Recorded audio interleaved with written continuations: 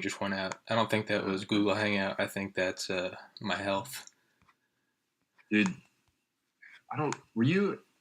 Did you ever hear about my ear surgery? No. Were you in Valdosta when that happened? No. Did you ever go to Five Hole? No. In North Florida. I mean, like it's like where the real rednecks reside. Straight up Florida Goonies, jorts and everything that they talk about. There's hundreds of them there. Wait, they said what did they talk about? That's just where they all live. Oh, I thought you said jorts, like jean shorts. Yeah, like everyone there is wearing jorts.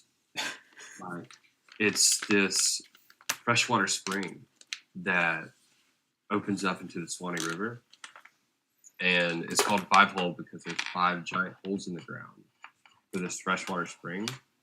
Of course, just like Coffee County and Bacon. Yeah. 5 holes, dude. It's called 5 holes. They got 5 holes. What do we call it? What do you think, Jimbo? But to get from one hole to the next, you have to swim underwater at an angle like this where you can't hear or see the person once they're on the other side. So is it like spelunking? Yeah, it's basically cave diving, spelunking. Fuck that. But the water's crystal clear, and you can see every aspect of that. And then as soon as it hits the Swanee River, it just turns into like this brown orange diarrhea river, and it merges seamlessly into that. But I think that's where my ears got infected after I had already ruptured them at the beach like a week or two before, and I had to get a tympanoplasty. They literally cut my entire right ear off and folded it over. Jesus fuck. And they took a graft from the side of my neck and made me a new eardrum. And I went into the surgery, like I didn't do any like pre-research, like what a tympanoplasty was, or I was like, oh yeah, it's just like casual surgery. It's like I broke my arm, except I broke my ear. And it was like a 2.5-hour surgery. And I was like down for the count for like 2 weeks. I sat in the chair and took hydrocodone and watched SpongeBob and didn't shit for 2 weeks. Dude, that was like my that was like, or not like, I guess it's like in that. Hold on. Have I ever showed you this thing? I thought it was a ball. What? Yeah. No, it looks like something out of fucking Dumbledore's office. Well, I mean, it's like temperature changes and it rises up. Yeah, I saw it in the Zendin 2.0 video. Yeah, and I just remember it's like you're not supposed to, because like the clear fluid's methanol. Right. But then all it's gotta be something lighter than water. Yeah, all the colored stuff are different things, but I know that they're like cancerous. And I remember when we bought it, it was like don't break it. And I'm like looking at it now, and it was shipped up with all my stuff from Georgia. And I'm realizing all the little teardrop things it's sitting in. Mm-hmm. It looks like the top of each one's broken off, and I've been sitting in here with it for a while. I think the overall case is still... I mean, I think toxic if you drink, not toxic if you're in the same vicinity. Okay. Yeah. I don't think that... I mean, it's like a lava lamp. Like, don't drink it and you'll be okay. Well, I mean, dude, I still don't know how to tie a tie, so remember. Basics. I'm treading. Bleach on the feet. Yeah, there we go. I found another thing. Speaking of tying the tie, the folder I got from my interview at USC. Yeah, see there, I'm got the game on right now playing UCLA. Oh, remember how I had the taxi driver tie my tie? Yeah. I forgot how much of an adult I am because when I got my rejection letter, I went and grabbed the folder back in Athens, and it says University of Southern California. I just remember I was drunk and I was sad, and I wrote, sucks. Right under it. Yeah, I didn't want to go there anyway. Joey Diaz, the comedian, he said that when he used to bomb, he used to go back to his hotel room and do a bunch of coke, and he'd circle the names of these little places and be like, I'm gonna fucking come back here one day when I'm famous. Like they'll all see. And I guess in my mind, I was like, when I'm a professional doctor, when I'm the best, I'm and a doctor, and you want me to come practice in your city. when you need me, no, you'll never need me. Here's my plane ticket from that day. Nice, man. Yeah, man. In the folder. Yeah, it's a piece of history, I guess, because that was the It's like a blue book for an ex-girlfriend. Yeah, no, I was gonna say that was the day the only TSA agent that's ever been killed was killed, and that was at LAX. Who the hell would kill a TSA agent? November 1st, 2013. Some dude walked in with an AR-15 and started open fire, kind of where I landed the day before and where I left the day after. Right. That was somewhere between. Yeah. Remember, that's when I realized I wasn't getting into LA. The first thing like I said to you the other time, the first moment I realized I wasn't going to get into USC is as soon as I landed and I got off the plane and the weather was perfect and the girls were hot and I just, nope, it's not going to work. This is too good. Too fucking good. And the second time was when I was sitting there that morning with everyone trying to make small talk. And everyone at Miami was like pretty cool. Everyone I met at Tulane, New Orleans, all the other people that applied, they were all really cool. Not that I'm one to judge because I'm a fucking faggot, so I don't know what makes me the what makes me the cool, judge. You're cool, gay. You're cool. You're fuck you. Fuck you. Fuck you. You're cool. Fuck you. But at USC, I just remember that they were all talking about like.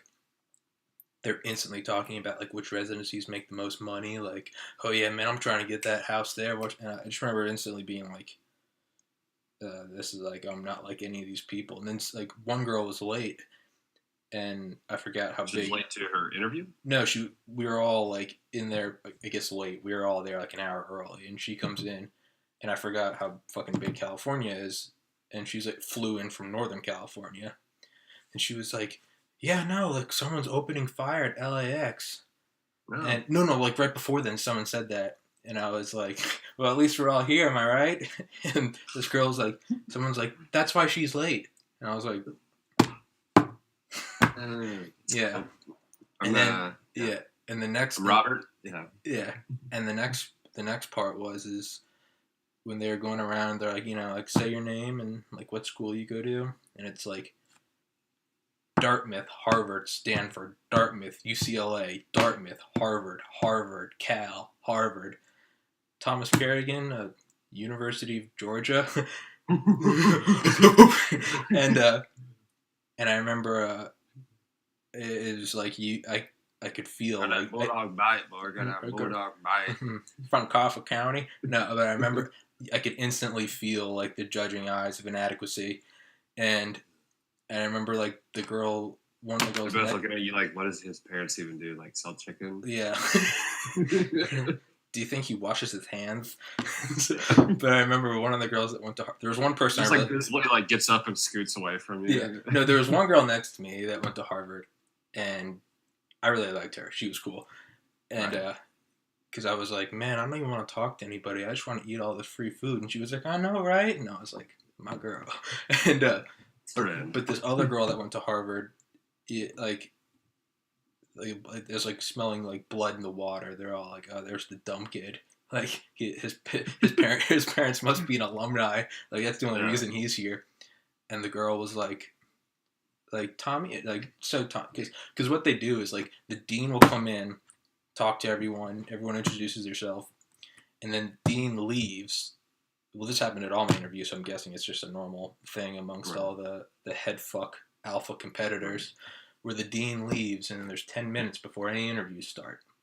So they just leave all these hyper alpha competitive kids. Because for USC, they said 15,000 students applied. They interview 500 and let in 150. So it's like tippy. And they just let you brew in there. Like, part of me thinks they probably have a camera. I'm sure they just go back and watch. Oh, yeah, I'm sure that it's like, let's see who draws blood. He's in. Yeah. And we were all sitting there, and, like, one girl was like, instantly, I'm just, like, looking down. And because I'm like, I've already made a joke about like how none of us got shot, so it doesn't matter. Shootings. Yeah, and one girl was like, Tommy, and I was like, hey, and she was like UGA, and I was like, yeah. They're like, how come you're out here? And I was like, I mean, who doesn't want to go to California? In reality, was like, I applied to every school I could, and just like by luck, like cast a wide enough net, one of them let me come. Yeah, shotgun theory, man. Seriously. Not left and right. Yeah, or the Stephen Paddock theory. Is that too soon? I don't know who that is. The guy who lit up at Las Vegas last month. Yeah, that's probably too soon. Okay. Well, right, nice. Yeah, makes sense. But she was like, so like I guess they have a pretty good department there, and I was like, what? And they were like, well, I guess I'm asking like how good is the pre-med department there? And I instantly realized I was like walking into like we all go to Ivy League schools and you're a fucking idiot, bulldog. So how good is the pre-med department there? And how prestigious your school is. And they all kind of like looked at each other, and I'm sure they were all like, ha ha ha, and eating caviar. And I was like, let's talk about our MCAT scores too. Yeah. And I was like, and it was probably the only good comeback I'll ever have in my life. And I was like, it's good enough to get me here with you guys. It's just like, exactly. And I was like, yep, I fucked myself upside down and backwards, so I'm not going. I mean, I probably would have said the same smart-ass remark. My rejection letter beat me home. So, yeah. Impressive. I was home the next day. Go ahead and red-eye back to this guy. What? Go ahead and red-eye that rejection letter back. Yeah, seriously, dude. It was, like the nice, like, wax stamp on it and everything. Yeah. You know? Another time, another moment that made me realize I was too fucking stupid was when we like walked into this one room, and there are like no phones out, like nothing, and it's the room with all like the bodies that they practice on, and it's just all these corpses, but they're covered with sheets and stuff, and there's even like cameras, like the blacked out cameras, to make sure students don't do shit. It's a very serious thing, I guess, obviously, and they're like, Can anyone guess like what the cameras are for? And the correct answer was like to make sure students like treat it with respect, or to make sure other people come in here and don't steal body parts. What'd you say? Well, I didn't think it was loud enough for anyone to hear, and I was like, the cameras are here to make sure the corpses don't turn into zombies. And I was just like, I'm so fucking stupid. And like, one girl laughed, and it was... Tommy, let's just be serious for, it's like 6 hours, however long the fucking interview is. Yeah, and this one girl laughed, and I was like, all right, this girl's on my level, and I was like talking to her, like, extremely attractive, and I was like, yes, like, what do you do? And she's like, oh, I'm taking a year off, and I was like, hell yeah.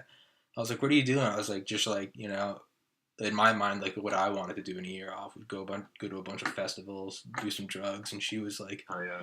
She's like, oh, well, I graduated Stanford a year early, so I decided to take a job at Google. And I was like, fuck. Dude, I almost got expelled from Valdosta. Like, I'm not meant to be here. Yeah, if you even, like, name dropped Valdosta State, then, I should have name dropped it. Like, yeah, I'm from a little school called VSU. Go Blazers. Rise up, 420. I don't know if I've told you guys, but I worked at a little place called Flip Flops. Don't know if you've heard of it. About as prestigious as VSU's pre-med program. VSU did not have one. Exactly. I remember when I went to my advisor, I was like, like asking pre-med stuff, and like after she told me all these classes to take, I was like, yeah, but I was like, what else should I do? Like, good. Like at UGA, they show you which hospitals to volunteer at, what to do, blah, blah, blah. And the lady's like, oh, yeah. I would recommend just Googling it. And I was like, fuck me. I recommend just, like, figuring it out yourself. Yeah. Just, yeah. Continue to pay $17,000 a year to go to school here. And yeah. I think you'll be fine. Yeah. Most kids say they're going to transfer to UGA in 2 years anyways. Yeah. About 5% of them actually do that. So. Yeah. Or they go the classic Valdosta Kazakhstan route. Valdosta Kazakhstan, man. That's that classic funnel system that we got set up. Yeah. What was the Valdosta is a feeder the school. shitty community college that people went to in Valdosta? What? Oh, like like the community college that was like on campus. Oh yeah. It was like the same guys that like transfer in UGA. They're also like. I remember like, Quinn did classes there one semester. Yeah. I think it was when we were pledges, and the brothers were like, "But you don't go to Valdosta." School here. It's like, no, but I live in Valdosta, and it's like, yeah, dude, we know. Dude, you went to private school. Yeah, so. I remember one day during pledge up, like Quinn gave some brothers a drive back in the back of his like white pickup. And I vividly remember like coming out of the front door of the frat house and looking to the left. And I remember them getting out and they're like, "Thanks for the ride, Quinn." And they like stood up and instead of jumping over the tailgate, they kicked it. Like, not like, oh, kicked it open. I mean, literally dented it, like busted the plastic and just stood there kicking it with the heels of their boots. Like not using the lever system. Yeah. And it wasn't even like they hit it and it popped open. I mean, like they fucked it up. It was just fucked up from there on out. Right, because it's not made to do that. And I now like look on Instagram and I see Quinn making money as a model in Chicago and I'm just like, yes. Sweet fucking karma. That was just fuel for him. Yeah, it was, dude. Yeah, I mean, like, he just had to have enough of that stuff happen to him to the point where he was just like, all right, he's gonna do it. Do crunches until I get signed. Yeah, see, that's what he did. He just did crunches until all of a sudden it was like, oh, sex. yeah, here we go. Yeah. It was, that's another weird tie-in. I broke into your house, and we're both on this weird journey. Quinn was with me that night. Yeah, like earlier that night, because he doesn't leave Valdosta. Yeah. Oh, yeah, I forgot. Because he and I were hanging out and we were drinking. I mean, the whole thing that fucking caused... I mean, of course, I'm not taking responsibility for my actions. The whole thing that caused it is they had those little airline bottles of Crown Royal. Yeah. And it was like Crown Royal Black, where like a handle was too expensive for a college kid. But they did... for like $1.49. But because it's Valdosta and they can't do math, they're selling each airline bottle for like $0.25. And I was like, wait, if guys are like, if we just buy 40 of these, we can get a handle for... Yeah, do you have a buggy? Just go ahead and fill it up. Yeah, I was like, we can get a handle for like a fraction. And they were like, all right. Madison, all right, dude. Cool. And let's just put it in my scooter cooler. And we'll ride it home, dude. Yeah. And we did that, and that's how it started. I remember we were watching like Survivor or some shit. And I just remember we were drinking, like, the day before... Joe Rogan would be involved in this, dirty bastard. What? Oh, no, wait, he's Fear Factor. Who's the guy from Survivor? I don't know, but it's not Rogan. Irrelevant. Yeah, come on. Yeah, Johnny Depp would be involved in this. Fucking Depp, man. Always making his way into breaking stories. Oh, he's got his dirty fingers and everything. And so you and Quinn and Madison. Yeah, and like the day prior, Red Bull had dropped off like a pong table. It was specifically made for like beer pong, and it had little speakers built in too. I didn't get one of those. What? No, I think it was Madison. It might have been Kellen. Like someone saved up like 200 like coupons or something. They drink a Red Bull every single day for 4 years while they're in college. And someone did something where like some loophole and they mailed them in and we got some huge pong table that like the Red Bull logo and had speakers built in. You could plug your iPod into it. Nice. Yeah, we had it we didn't even set it up. It came in like a big box and what else did it come in? But you like set it up and we didn't even set it up. We just took it out of the box and immediately threw it in the fire because we didn't have any firewood. And it burned. You know how like plastic burns really well. And yeah, exactly. It gives a nice black smoke. It gives that nice...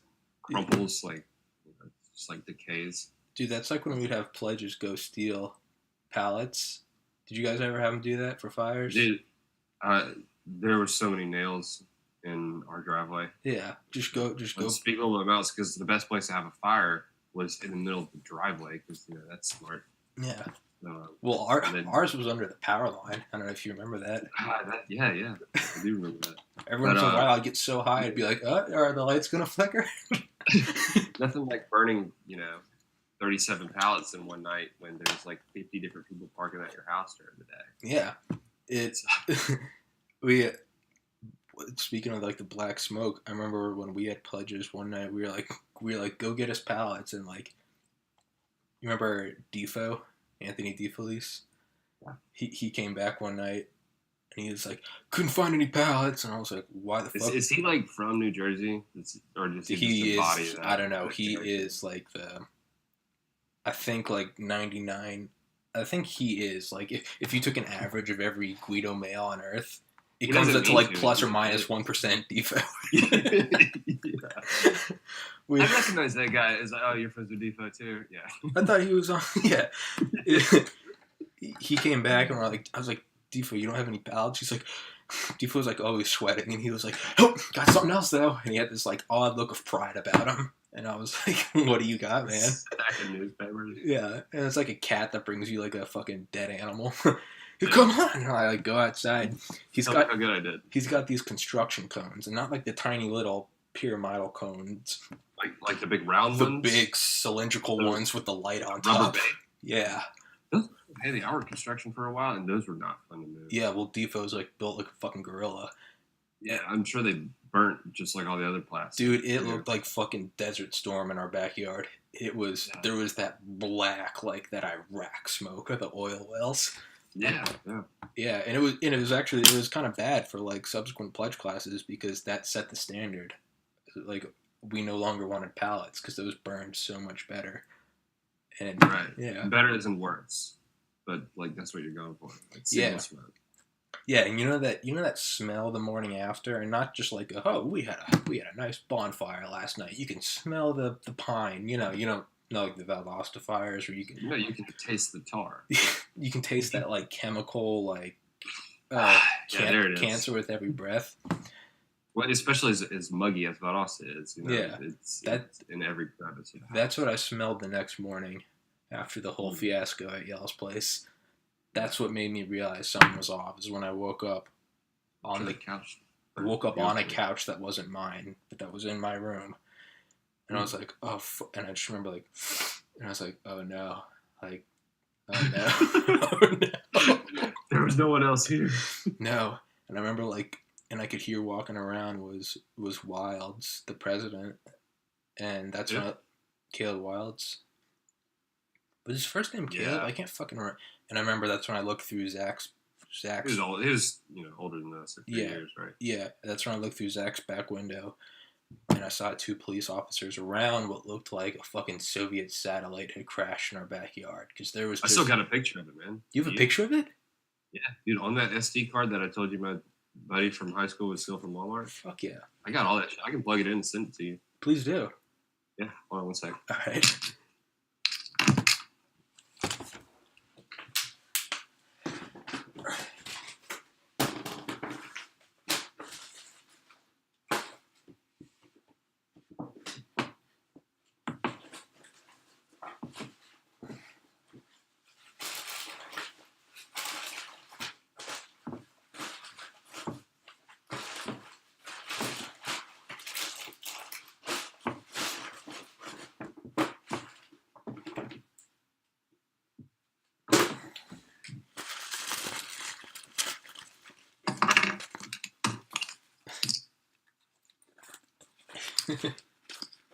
Bro, is that my flag? Do you recognize Yell's fraternity flag? Still got that. It's got that nice. It's got that nice. That scent of burnt N64 games and stereos. So I got a drawer. It's just like old electronic shit. Like this is BlackBerry. I don't even know what kind of BlackBerry this was, but like I wish this phone was still a thing. Like the QWERTY keyboard and everything. My fingers are a little fatter now than when I first had it, but this thing was great. But, I mean, that's the whole reason I have this SD card. But yeah, there's so much random shit in the drawer, like fucking Tamagotchi. Before. Fuck yeah. Still got that shit, bro. But yeah, let's see. find this. Yes, that 1 gigabyte Do you know? SanDisk. I'm just thinking about how fast technology is moving now. That my freshman year during pledgeship, I had a flip phone, and I remember the text messages were the kind where there wasn't a conversation. You just got new texts. It was like each blank. What? Like just blank? No, like an iPhone, how you can like scroll up through a conversation. If you and I were talking, I would text you, and it would say, "Hey." Like there was no linearity to it, No. Or like the linearity was just like what text you received. Yeah, and so if you were having more than one conversation at once, it was really easy to text the response to a wrong person. Yeah. Yeah. Especially if you're one of those idiots that didn't say people's numbers. Yeah.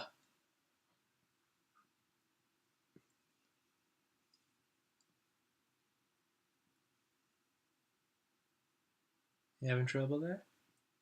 I don't use these very often.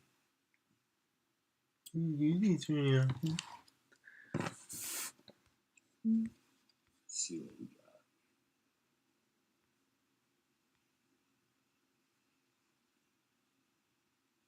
Let's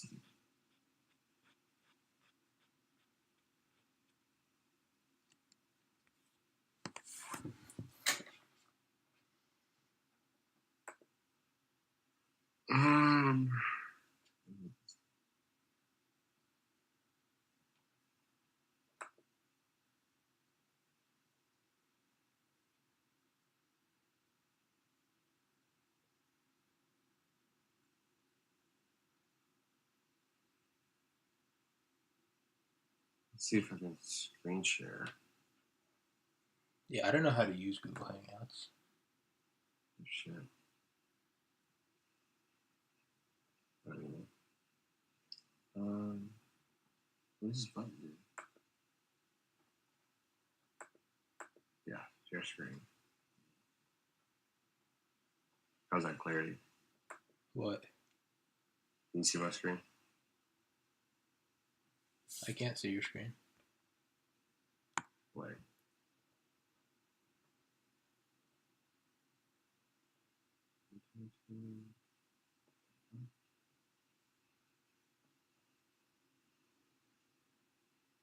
Okay, you should now. Oh, whoa. Fucking black magic, man. So it's definitely images. Let's see. Or diversity magic. Let's hit these dates. 2011? Like Christmas 2011? No, it was December 30th, 2010. 2010. That was the day of that. I got a feeling that it's this one.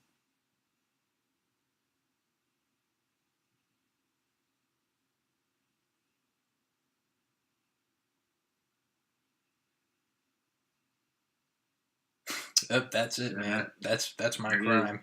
That was my house. That's what happened. Tommy, you dog, you. That's what That's how bad it was. Tommy built us a waterfall. Is that your house?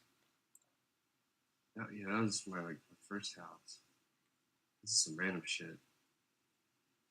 And I don't know. I know I had these photos. Let me see. This is on my BlackBerry. Are you sure? What is the statute of limitations? 7 years. Wait, so it hasn't been 7 years yet, right? December 30th, 2010. Close. All right, why don't we pause and we'll just do this part on a podcast in January? Yeah. Yeah, I'll go back and see if I can find those. Yeah, I'm not. It's almost 7 years. I'm not about to confess to a quintuple felony a month ago. Did I ever tell you about when I called my dad and I told him all he said was, "Are you gonna pay for it?" And yes, sir. I can liquidate my my Apple stock and pay for it. All right. Yep. Are you kicked out of school? No, sir. All right. I've got a story for you when you're 30. What? He just hung up the phone. And it's like, what the fuck did my dad? Like, you go from planted that seed. what? So, on your 30th birthday, you'd be like, all right, so Well, I want to know why I can't know until I'm 30. Yeah, I mean, I think now is a good time. Maybe he's got statutes of limitations. Maybe it's fucking hard. Maybe it's hardcore. Maybe so, but I'll go back through. Oh, shit. Oh, the evidence might have just been destroyed. So me and some friends accidentally took out one of our other friends who used to go by John Fitzgerald. I'm sorry, you gotta explain that more. John Fitzgerald Kennedy. The joke is being my dad killing JFK. Oh, okay. Gotcha. Have you gone through and read those files? I've read a lot of them. Did we already talk about this? No. Okay. Dude, how like the first thing is like the Surgeon General's report on the day of. You got to remember the context. So it's before, because the only film there was the Zapruder film, which I didn't know that the CIA confiscated and didn't release for 15 years. Right. Dude, that'd be like if there was only one camera in Manhattan. Oh wait, on 9/11. Like the video that wasn't classified wasn't released until 15 years later? Yeah. That'd be like if there was one camera in Manhattan on 9/11 and they released it this past 9/11. No, 2016. Shit. Yeah. So mind you, this is before the Zapruder film. This is before the Warren Commission. This is before anything whatsoever. This is just, holy fuck, president was killed a couple hours ago. What's the Surgeon General? The U.S. Surgeon General did the autopsy. I thought all they did was fucking write shit on cigarette boxes. But he did the autopsy.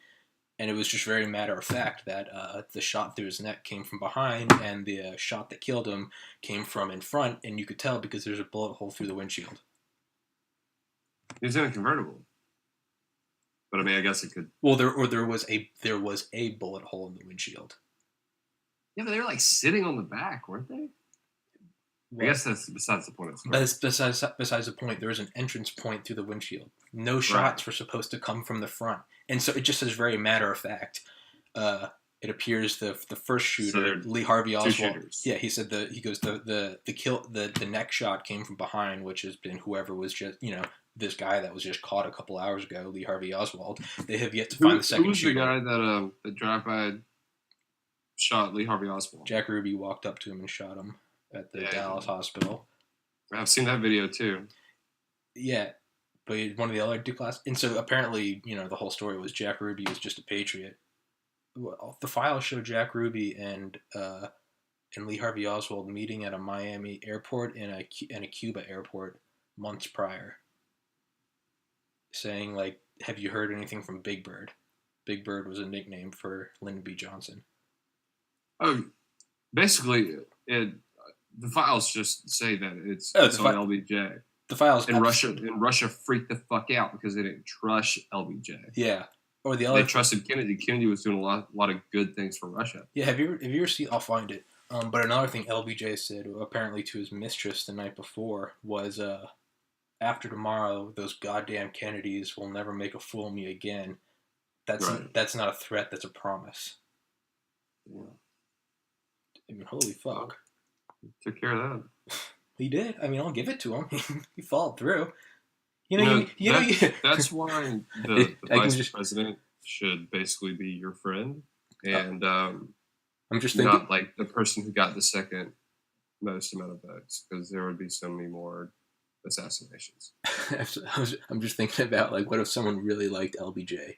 I don't like his policies, but, he sticks to his guns. He said he was going to kill JFK, and you know what? I'll be gosh darned, Bill. He did it. He's been preaching that on Sunday. He's been consistent. He's not been a flip-flopper on it. He said from day one, I'm going to blow his fucking... kill that guy. I'm going to give that guy a fucking lobotomy in front of the United States. I'm going to shoot him in his back and his front. Yeah. And, and I'll be gosh darned. He did it, and that's what I want in a leader. Yeah. Jesus. To his word. But I don't know. LBJ didn't do too great, did he? Did he not? No, he didn't. Dude, he used to take his dick out on Air Force One. I mean, why not? Well, he apparently had an 8-inch dick that he called Jumbo.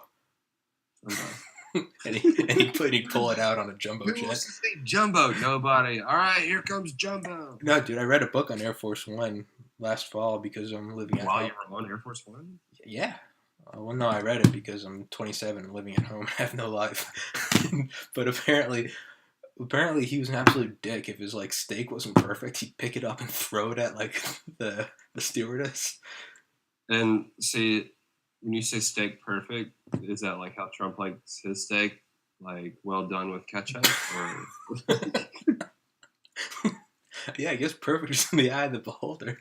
Yeah, exactly. Who's his face? Who's Truman? Do you know Truman had? I think he was on one of the first Air Force Ones. It was like a DC something.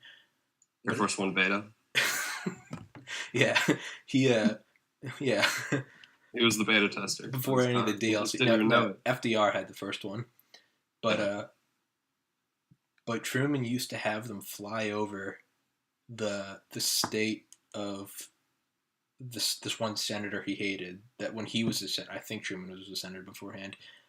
It was like his arch nemesis. He just fucking hated the guy. They always called each other out. He used to have Air Force One fly over that guy's home state, and that's when he'd have his toilet flushed out the back.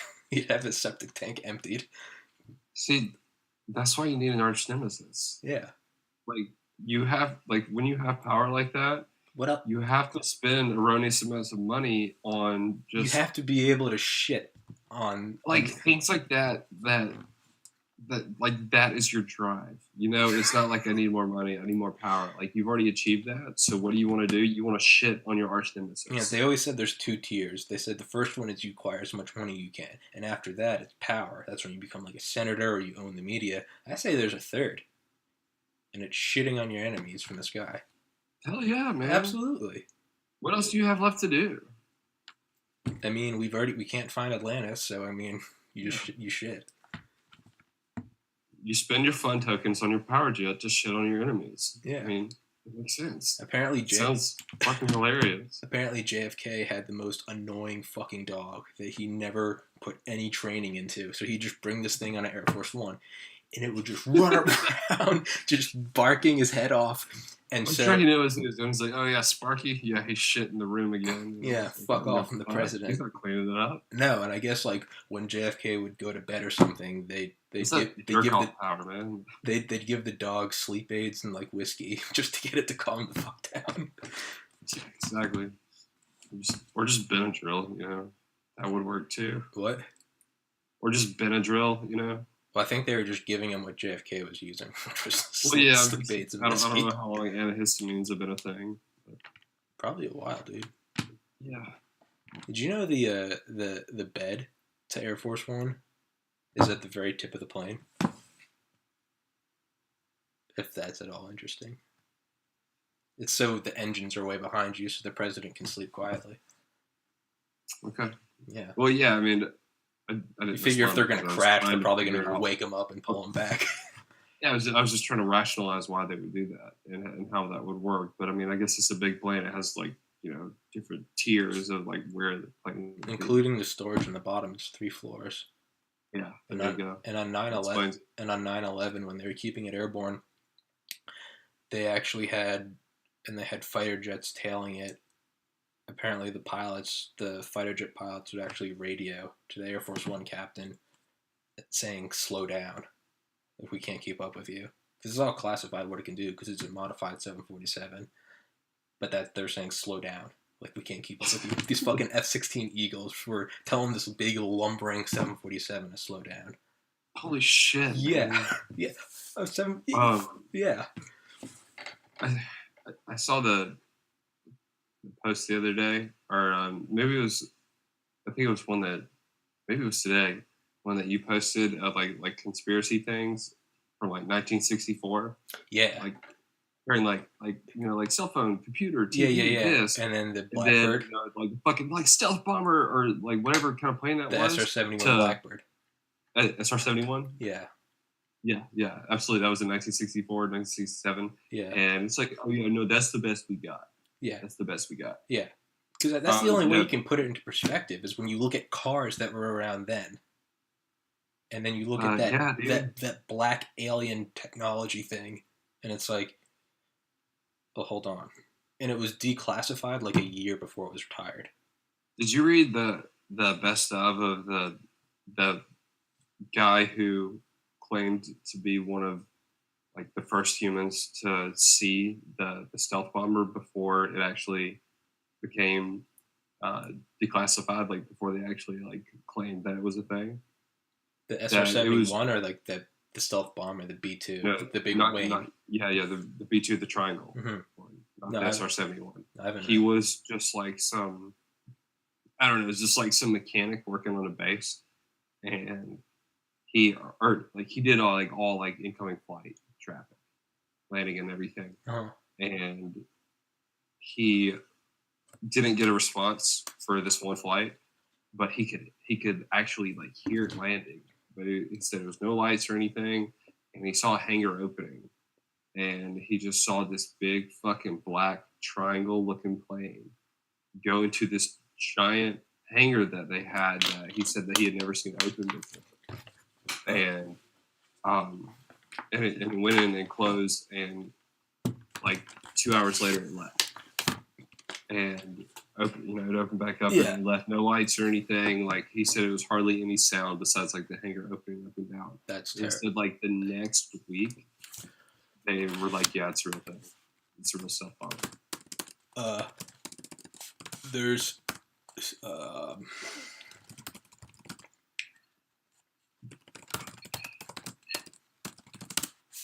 so when kind of going off that SR-71 thing, my buddy who's in the Air Force, he said he like top percent Air Force Academy graduate and everything. He said that he's seen plenty of things that he can't talk about, some being craft so big that it literally blots out the sun. That's awesome. Yeah, I mean, my brother did not like that, but my brother did Air Force like engine like fluid dynamics. I'm too fucking stupid at Georgia Tech, and yeah, he couldn't tell us what he did, but he did. Exactly. I remember him telling me one time. Remember when there was like the government shutdown or whatever it was? It was like 2000. Just like when the government took a hiatus. Back in, it was last year. They were down for. It was like Blink-182. They're just like breaking up, guys. A lot of intrafamilial stuff.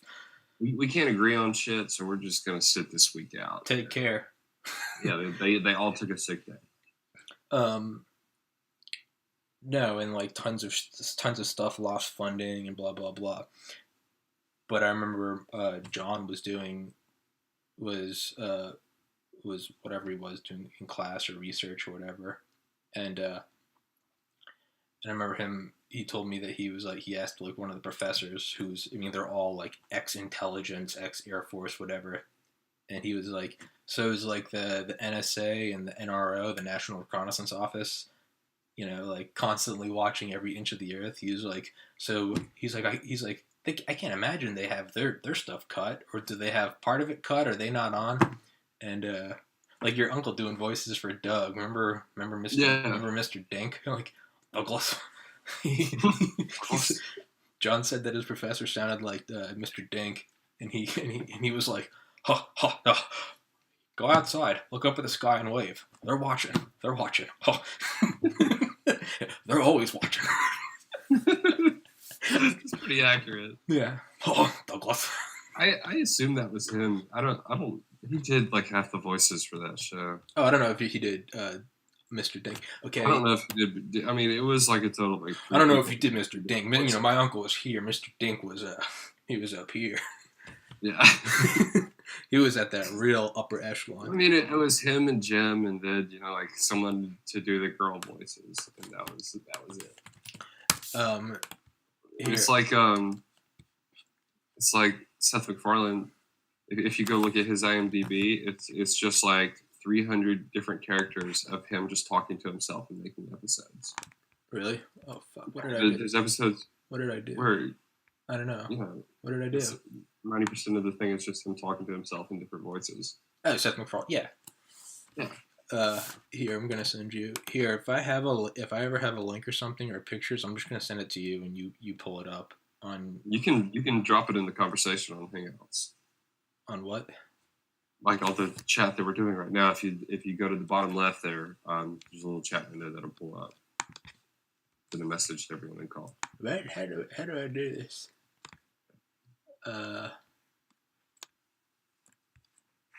Where? I'm too fucking You stupid. see it? I'm too fucking stupid. You mouse over the screen, a little in the bottom left, a little chat window should show up. Well, I can't see my full screen. It's not like adjusted to the TV. What? Yeah, you see my screen? Oh, okay. Yeah, see, yeah, my screen isn't like fully adjusted to the TV. Gotcha. So I can't. I just can't find it. Whatever. Just Whatever. I'm just gonna Facebook it to you. Oh yeah, do that. When they first built the SR-71, and it was built in all different spots, but they had to ship it out to Groom Lake, Area 51, and so, well, yeah, I mean that's how they keep everyone who's working on it from knowing what the hell they're actually building. Yeah, but so they ship it out there, and it's got to go like across the country, and they sent out basically like not search, almost like a reconnaissance team, if you will, some like Lewis and Clark shit beforehand, and they went through the whole path, and they had the measurements of how big it was a huge box on an 18-wheeler. Mm-hmm. So like it was a big wooden box.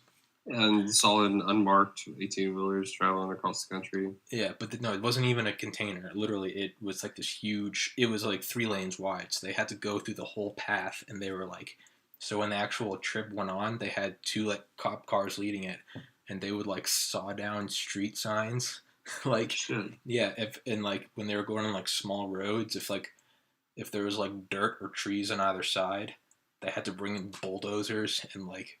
Dude, they literally carved a path to where they were going.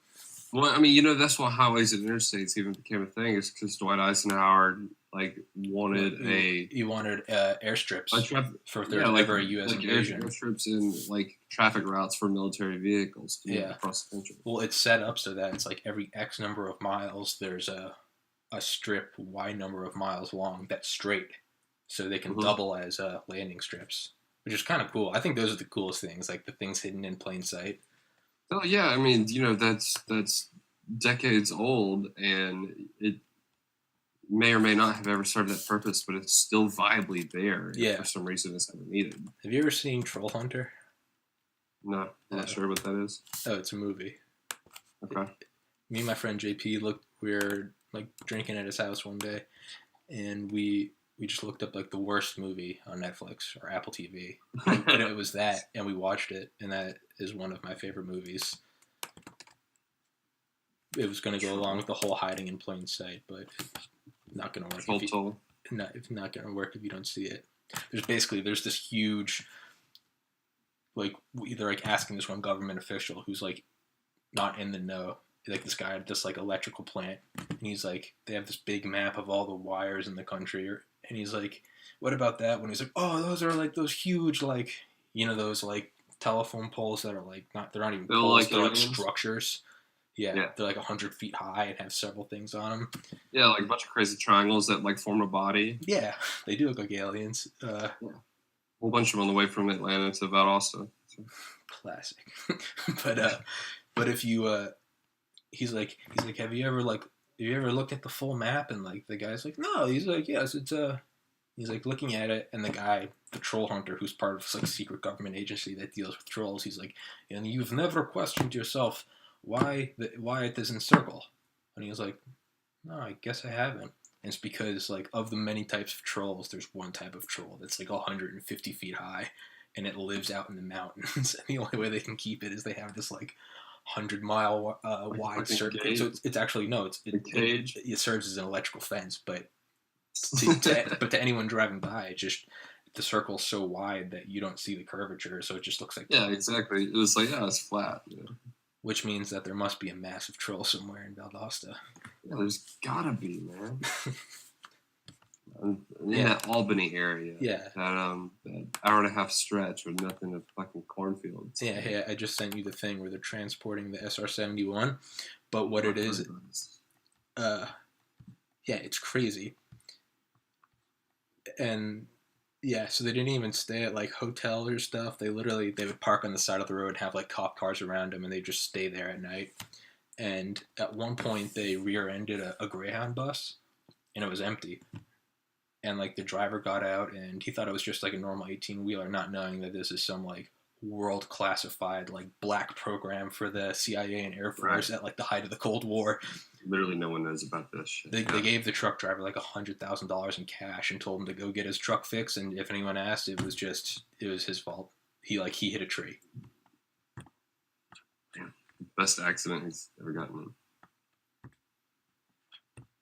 Talking about like driving a man crazy, you know? What? Talking about like driving like himself crazy. It just, you know, like dealing with that, like what actually is going on for them to give me that absurd amount of money just in 1964. It wasn't classified till 91. So that Greyhound driver, I'm not sure I don't know what the life expectancy of Greyhound drivers are, if they're particularly healthy people. But yeah, he could have very well died never knowing. Yeah, very, very true. His wife divorces him because she thinks he's lying. Honey, I swear to God, I got rear-ended by this 18-wheeler that had a big wooden box on it, and they gave me $100,000 cash. I know you're seeing that whore. Yeah. I guess he could. He could take a year off and not tell her and still pay the bills. Oh, dude, $100,000, and no, this was in '62. What the hell is that equivalent? Did you get it? Did you get the link? I did. Here, pull it up. Pull it up on the screen so it shows.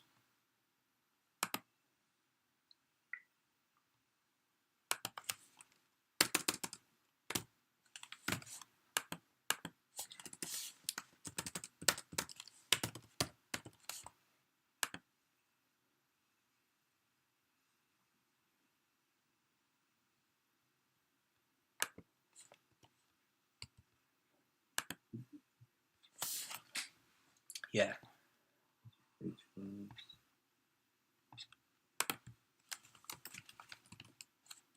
But how you were talking about, you know, how they built these in separate places and then kind of, you know, shuttled everything in and put them together. I mean, Martin shit. They did the same thing with the atomic bomb, Robert Oppenheimer. They had, you know, different factories all over the country where they were. You don't want to have any one person knowing what's going on. It's the same thing when they a couple of years ago when there was that huge construction project at the White House, but it was entirely underground. Yeah. But they just had like 7 different contractors over the course of like 2 years. Just every day there was like dump trucks taking shit, just dirt out, and they're building something under, you know, some bunker or something. But yeah, you never have like one. I like to think that they just murder all of them in the desert after. Well, I mean, I think that they very well could, but I wonder how deep underground it actually goes. Probably pretty fucking deep, dude. Well, yeah, I mean, deep enough to be fully functional after a nuclear blast. Yeah, well, yeah, because you don't want the president having to, because it takes, you know, from any between countries that actually have modern ICBMs, you can fire the farthest between any 2 points on Earth in like less than 31 minutes from like firing to detonation. So. Whereas Congress, I don't know if they still have it, but there's a hotel like 70 miles outside of D.C. and it's actually a front underground. It's this huge VIP bunker for Congress. I don't think they want to have to like wait and drive 70 miles for the president. I imagine he can just go straight under. Yeah, 70 miles. That doesn't do very much good. What you got on the truck? Oh, nothing. Just a triple wide trailer. Look how fucking wide that is. Wide load. Yeah, no shit. Doesn't even fit on the highway. That might have been I bet that was the best day of that trucker's life. Honestly, no tickets. Don't even have to honk my horn. Yeah, because there's no one else on the road. Fuck it. Not only do I not have to worry about traffic, they literally just cut down streetlights in front of me. Dude, I feel like 2 trucks would work in this design. You know, maybe it's like me. I can get into med school, but I don't know how to tie a tie. They can build the SR-71, but they stick with one 18-wheeler. You know that kayak commercial where it's like a person on 4 laptops at the same time? No. Well, it's like them sitting on the couch and they had this like wooden contraption hooked up, so like everything they do like correlates to 4 laptops at the same time. And just imagine like one person driving 2 trucks with like a wooden like operating system, like driving 2 trucks at the same time to coordinate driving this thing. Holy shit! I wonder if the truck driver knew. Who the hell's driving the truck? Okay, but like look at the truck in front of it. Like look at the difference and like the technology that you know is inside of that. It's that fucking like a 1964 Ford. Dude, what's that like old show with like the old black and white show with the 2 police officers? Like you know what I'm talking about? I don't know. Like the cop show from the 60s. Yeah.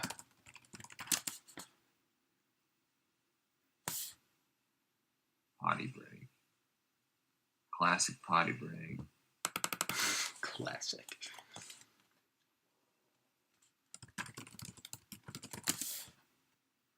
Damn. Yeah. Who do you get to pull? Is it thing out? Andy Griffith? Yeah. Yeah, it's a fucking Andy Griffith truck. And then they've got like the equivalent of the Jason Bourne plane. Yeah, man. You know, they never. There's like absolutely no correlation. Like, look, like what do they have to do here? You know, I highly doubt the Andy Griffith show ever like accurately depicted the racism of the 50s. Oh, yeah. Road again, I just can't wait to get on the road again. What's this? Was that a keg?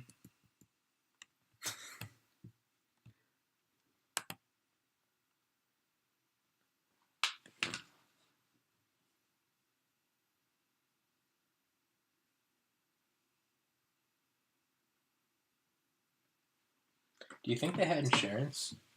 That's not an easy drive, and I mean, like what insurance companies are even around back then? I don't even know how that shit would work back in the 60s. We need you insured to this shipment. All right, how much? $400 billion. We can't tell you what it is though.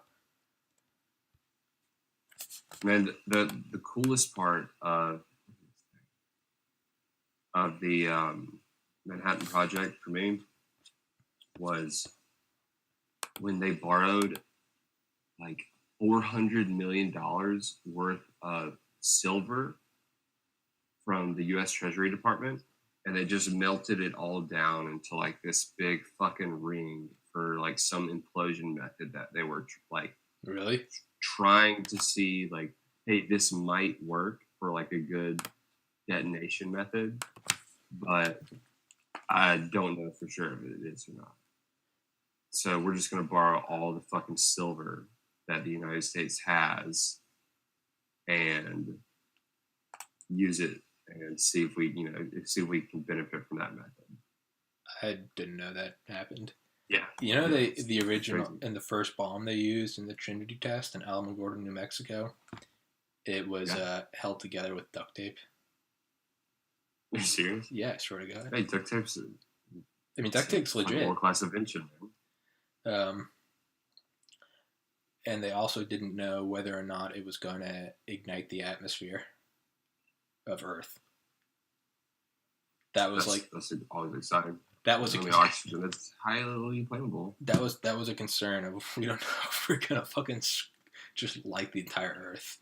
Well, the detonation method is a chain reaction method. Yeah, and it's an implosion that causes one layer or like 2 atoms fusing to get so hot that it immediately sets off 2 atoms next to it, 2 atoms next to it. So it has to happen at a very high pressure point and then immediately expand from all that energy. So I wonder if Einstein and Oppenheimer just bluffed, and they're like, "So you guys have it worked out how the reaction's not going to go on forever." well, Sure. you know how we figured out that the Germans didn't know shit, right? Wasn't it that like secret operation we did? We bugged a cabin, and we put all the scientists were like in a cabin for the weekend, and this is when we had them all, and they bugged the entire place and listened to the conversation of them actually like going over like their nuclear conversations and then like their processes, like you know, the like thought processes, like where they were on their project and how they were coming along and everything. And the United States basically just laughed. They were like, they are so fucking far behind. You know, it's like they're in kindergarten and we're teaching, you know, like next level. You know, they're in Valdosta.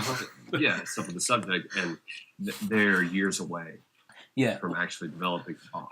Well, because one thing, and that's when we didn't see them as a visual threat for doing it. Well, one thing was they had. One thing was that they had. You had to have like massive amounts of hard water, which is like deuterium water. It's some fucking isotope of hydrogen, and like we went and we bombed their like deuterium plants in Germany to like hinder that. And then another thing we did afterwards is like we deuterium it's just an isotope of hydrogen. H3 plus. Yeah, so it's just the isotope of hydrogen. No, H3 plus is hydronium. Hydronium? The actual hydrogen atom is H2O, but the hydrogen atom is an isotope, I think. Well, I mean, H is just H1. Yes. Is it? Does hydrogen have a neutron? No. We'll look up what deuterium is.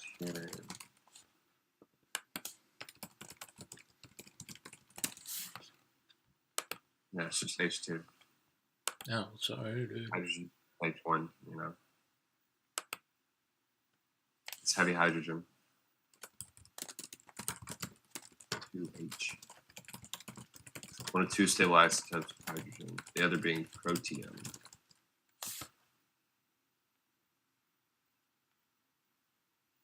So, normal hydrogen just has one proton.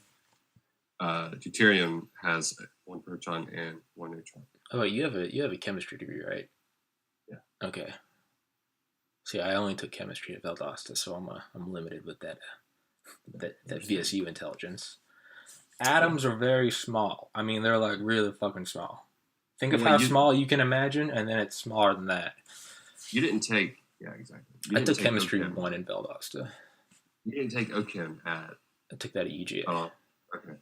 Well, first off, Dr. Tom Manning was my chemistry professor. One of the best professors that I've still had to this day. I took like 6 classes with him at Valdosta, and like that's who I did all my undergrad research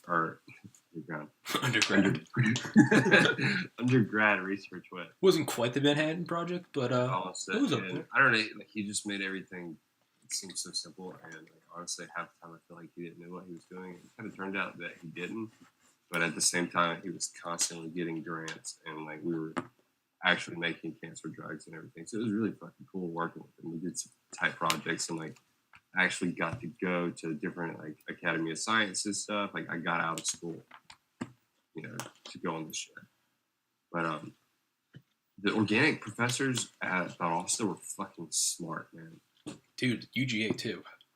I'm sure they're to terrifying. Be an organic professor. I mean, it's next level. The guy, I don't even remember his name. Baxter was the head of the chemistry department. At Valdosta? Valdosta, and he patented the peach scent that he sold to Glade. Jesus fuck. And dude, he is so rich. He has like 40 cars. Dude, my girlfriend, not my girlfriend, I mean my cousin just got married. That's weird. Yeah, both ways. But girlfriend, I mean, my cousin. I mean, my girlfriend. It's either my girlfriend got married and I'm a fucking loser, or it's my girlfriend cousin Freudian slip. Or you married your cousin. Yeah. She got married in July to this really cool guy, and his dad patented vitamin infusion, which Really? was sold to Coca-Cola to create vitamin water. Sugar water. Yeah. But regardless, fucking I did. Like, I mean, they gave 50 Cent $50 million to sponsor it. I don't know how much the creator, No, 50 Cent actually making profits off. No, 50 Cent bought a ton of stock in it and then sold it. He didn't get sponsored. He just straight up like balled out. He went from crack to like wise investments. Yeah, I want to be a part of this sugar water investment. Fuck yeah, dude. Regardless, I remember being at my cousin's wedding and it was just like something out of like a fucking fairy tale dream. It was like, I fucking hate weddings because like you're not a princess. But I remember being there and I was like, this is actually goddamn beautiful. And I was like, this venue is like so nice. Like, I wonder how much it was to come here. And my little brother was like, oh, they own it. I was like, oh, this is. I was like, oh. I was like, I can't believe they own a venue. They're like, no, this isn't a venue. They just own this and they made it the venue for today. This is like their house. I was like, oh, this is where they're like, this is a property they own. This is a horse farm they own. And I was like they have so much money, they don't have to rent this out to other people. It's just theirs. Yeah, they just invited us over today. Like their friend, yeah, exactly. Like their friends can borrow it on the weekend if they want. Like that was one of those times where like I just kind of sat down and it was like, you need to evaluate some moves in my life. What am I doing? Well, yeah, it's like like I want to study and work real hard so I can get a degree to where I can make $150,000 a year, and then you like compare that to people that have like stupid fucking money. Fuck you money. That fuck you money, and it's like there's no degree that you can go to school for and get that guarantees that kind of success. I think the highest level of like, and when I say guaranteed, I mean there's a set path. Not everyone's gonna make it, but there's a set path. It's probably like law degree, medical degree, and like chemical engineering or something. Chemical engineering and like investment banking or like portfolio managing. Yeah, we're like, you're probably a fraction are going to get into med school, but if you do, you'll get your MD. You can make $550,000 a year, like, and but the fuck you money, not even like not sports money, like fuck you money.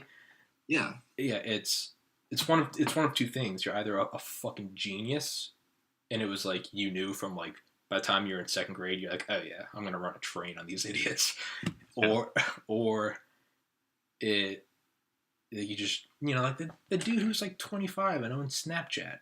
He's a fucking billionaire. Yeah, they offered him $1 billion, and they're just like, yeah, fuck you, I don't want your money. Like, I'm good. Like. Now it's like estimated net worth is like $15 billion.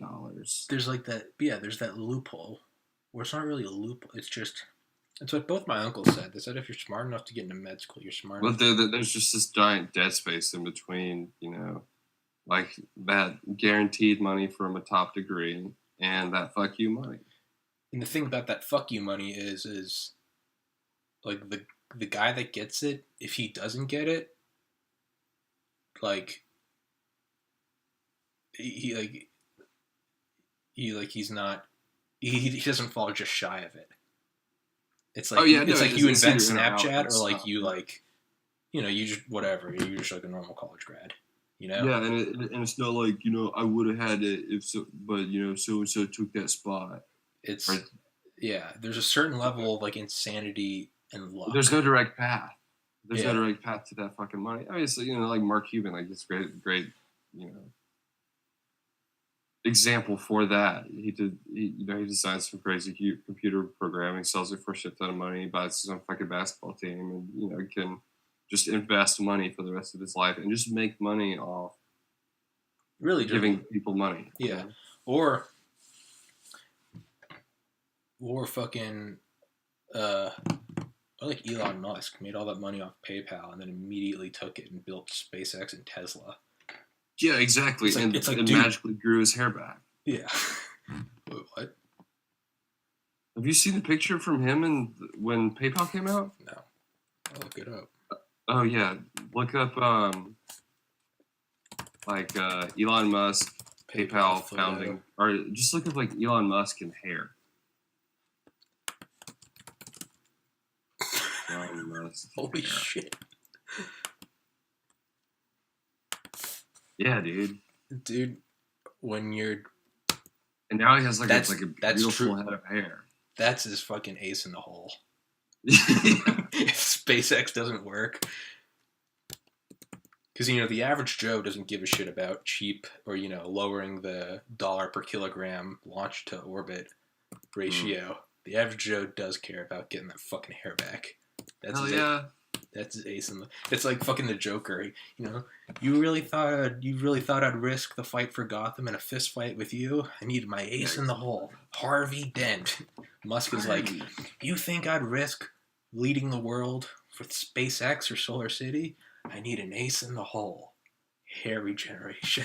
I mean, he literally bought a new scalp. Probably. Just got an entire new head. I mean, dude, with that money, Just rewrite my genetic code. Or more likely that he just got on Facebook and said, "I like that guy's hair," and that guy went hunting or he went camping and no one saw him again. Yeah, the most dangerous game in the world. Elon Musk killed that guy, took his fucking scalp, and look at him now. What's the most dangerous game in the world? Hunting humans? No, it's having hair that Elon likes. Yeah.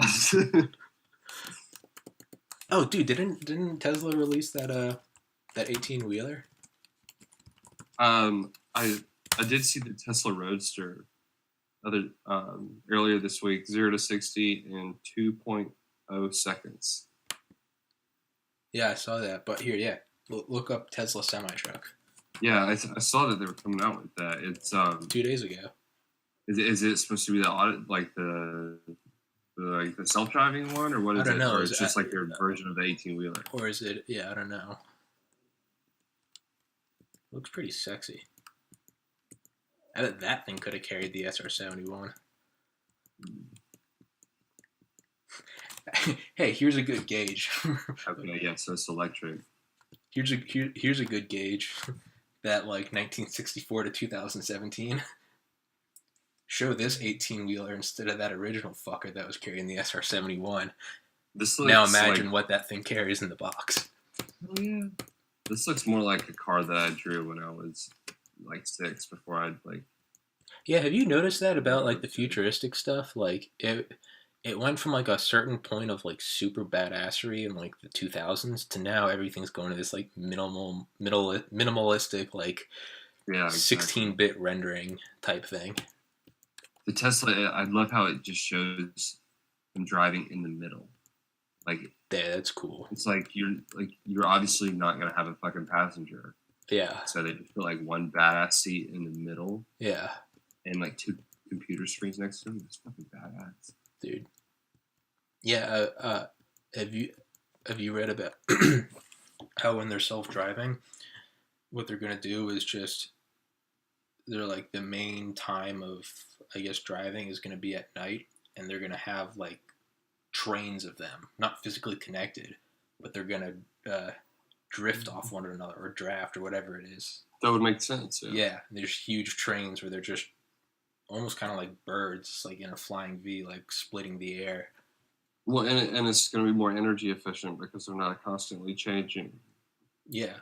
Speed and everything, because the traffic's not going to be as bad. It's got to be a head fuck if you're out there. Imagine driving around at 3 a.m. and you just pass a train or get passed by a train of Tesla 18-wheelers. Yeah. Just imagine and there's no one driving the car. You're just fucking Jim Bob. Sorry, sir. Oh, what? No one's home. Okay. Yeah, you're just fucking Jim Bob from Valdosta on one of the late night roads, just by Jim Bob headed back, and then through Albany, and there's a bunch of fucking Teslas on the road. You'll never believe what I said. Jim Bob said he saw a train of cars Jim Jim Bob's also a drunk ass. Jim Bob said he saw a train on the highway and it had no driver. And no one was driving. They didn't even have lights on. They didn't even need them. Jim Bob, last week you said there was a black president. Shut the fuck up. Yeah, Jim Bob, what do you know? What do you know? Colorblind son of a bitch. Fucking Jim Bob. You've cried wolf enough times. I know you ain't telling the truth. I think it's funny because my cousin from Bauhaus is colorblind. I thought you were going to say your cousin from Valdosta is Jim Bob. Yeah, his name's Jim Bob. Oh, holy shit. The 18-wheeler goes 0 to 60 in 5 seconds. That's impressive. Yeah. Man, there are going to be some interesting... Stop on a dime, too. Yeah, there's going to be some interesting terrorist attacks with that thing. Yeah. Dude, if you can just hijack like an automated 18-wheeler... Well, yeah, I mean, like all these stories of, like, what was it, the one in Virginia or whatever, where the guy in the Mustang just like plowed through a crowd and killed it. You know, it was in Charlottesville. Oh, yeah. Yeah, I mean, you know, he just plowed his car through like 15 people. Yeah. And so it was like 18-wheeler drives through downtown Manhattan, killing 17. Perpetrator not caught because there was no fucking perpetrator in the car, you know? Yeah. It's just like a remote control vehicle. Yeah, I didn't think about that. Good luck tracking that, you know? I mean, they'll just have Elon backtrace who's driving it. Yeah, exactly. Find the guy with hair plugs. It was him. Do you think Elon's ever going to run the world? Well, he's even less involved in politics now after his entire company dropped off the presidential advisory board. Yeah, that is true. Dude, I never actually watched or looked at the pictures of the Charlottesville thing. Holy shit. Yeah, the video from that is pretty crazy. There's some like awesome candid shots. Yeah, black dude just like rolling over the car. Yeah, I'm looking at it. Did you ever he lands on his feet too, like a fucking cat. Did you ever read Calvin and Hobbes when you were little? No, I read Alley-Oop, like the caveman. I don't know what that is. I can't remember. It's been so long, but no, I never read Calvin and Hobbes. All right, well, never mind. I read some funnies. I read some funnies. Yeah. Bill Car. I never watched it. Where is it?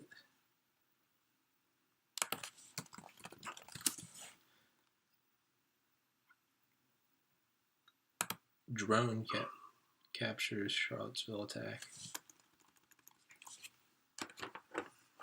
A drone? Well, I mean, that's the thing. There were plenty of bystanders around because it was like a peaceful protest, and some guy was like, "Nah, not today." And, went out and he was like, "Why'd you do it?" And he's like, "I claim ISIS." So you just like information and video on those reports of that car crash you were looking at in Charlottesville. Actually, you want to pull it up? No. Okay. This video you're about to see is very send me the link and I can pull it up. Okay.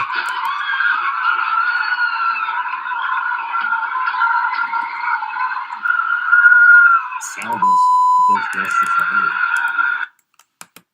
Beep. Jesus fuck. There's that like ancient, not Mayan thing. I think it's a Hindu or a Buddhist thing that says there's cycles of the universe. There's cycles of everything from like your life up to like a nation, up to a planet, and it's like peace, crazier, and then there's Kali Yuga, which is batshit insane, and it's the longest one.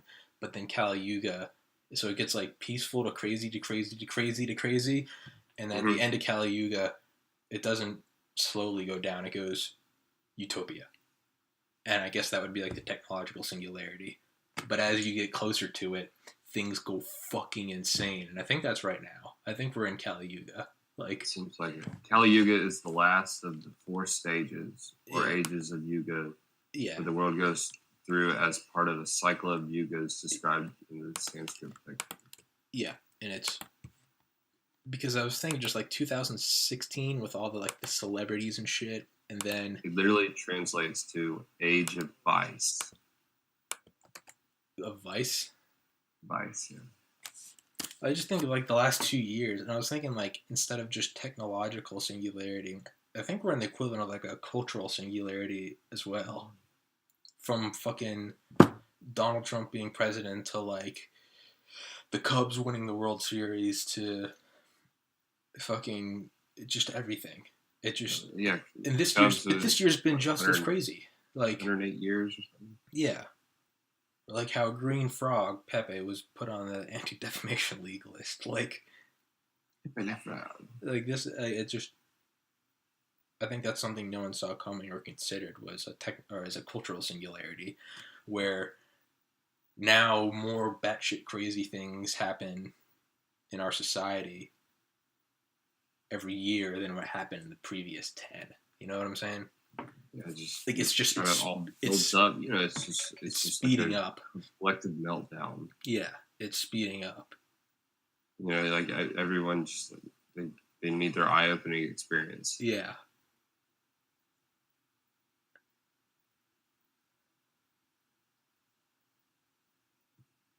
It's a very own cataclysm. Holy fuck.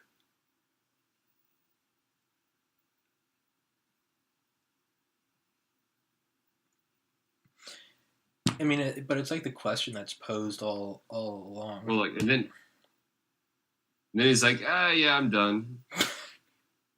Peace. Holy shit. You gotta think, like, people caused that to happen to the front of that metal car. People what? Like, the bodies of people are what caused that damage to the front of that metal car. Oh, yeah, absolutely. That's what's crazy. There's other videos. I mean, like, someone actually, like, gets pinned on the front of that car. Really? How many people died? Remember.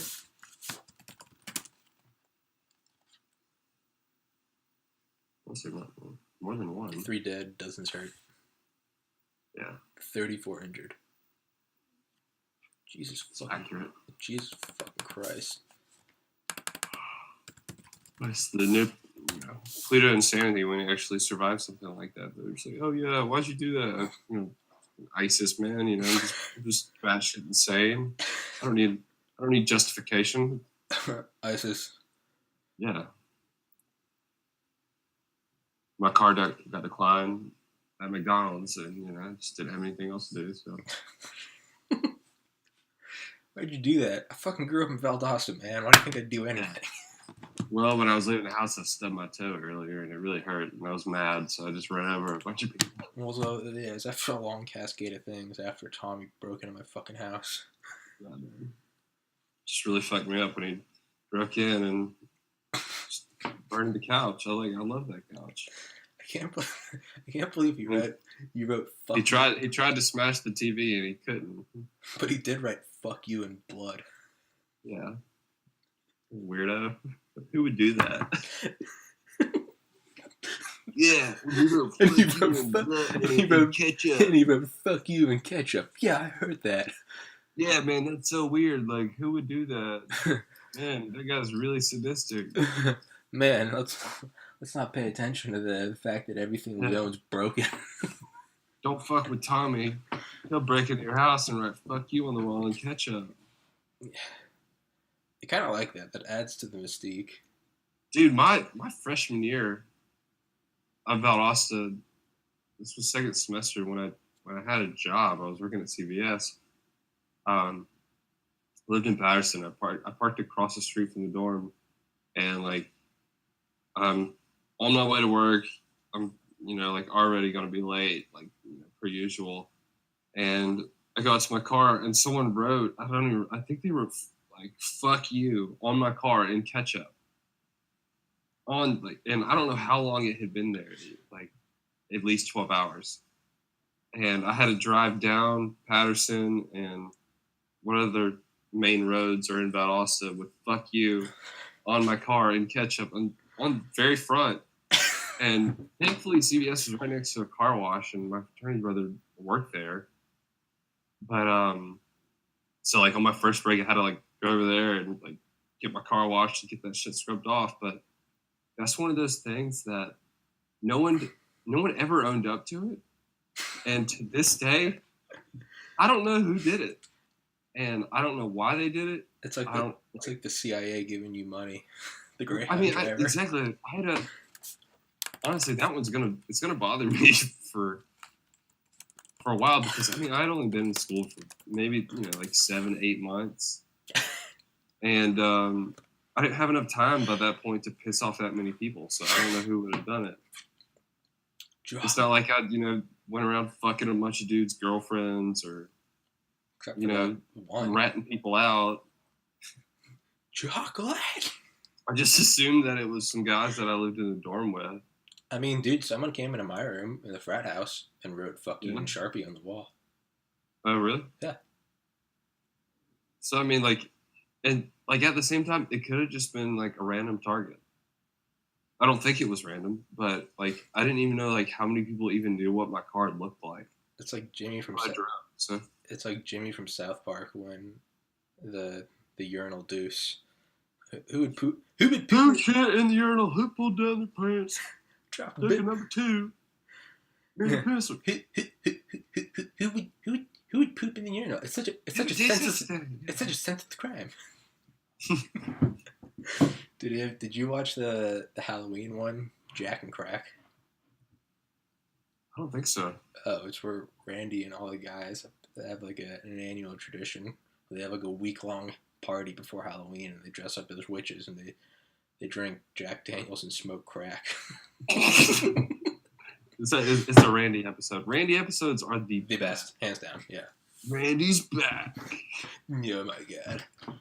Or he gets addicted to like getting cats to spray in his face and he gets high off of it. Or the one where he literally turns into a dolphin. No, Sharon, go.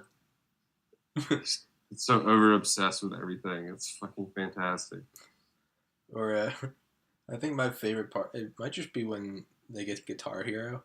There's that one like 5-second clip where Randy comes down in the middle of the night, and, like, no one's awake, and he like sneaks down, and like the television is like casting him in like a pale glow, and he like picks up the guitar, and it's like Blue Oyster Cult, Fear the Reaper, and it's easy. Like, and it just shows Randy from behind, and he just like lifts up like one finger.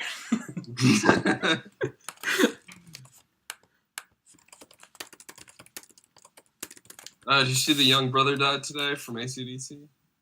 No. Malcolm Young? It wasn't Angus. It was, but one of the founders, like the main guy behind the rhythmic riffs of AC/DC, founder of their sound. It's like how they were describing it. Well, I guess the power's gonna be out. Yeah, I never got a chance to see AC/DC though. Really? Well, I mean, like they went, like they did Coachella. They headlined Coachella last year or 2 years ago. They never came to Bonnaroo though. So I mean, if I'm gonna see any band like that, like that's a band that they tour and like their tickets are pretty expensive, and I'm not really gonna go out of my way to see them. And that's like how I got to see most of the bands like in that same category, was they just always came to Bonnaroo. I forgot about Bonnaroo. Yeah. Tom Petty, Paul McCartney, Grateful Dead, like everyone like that. I've got to see them for free just because they always ride on that train.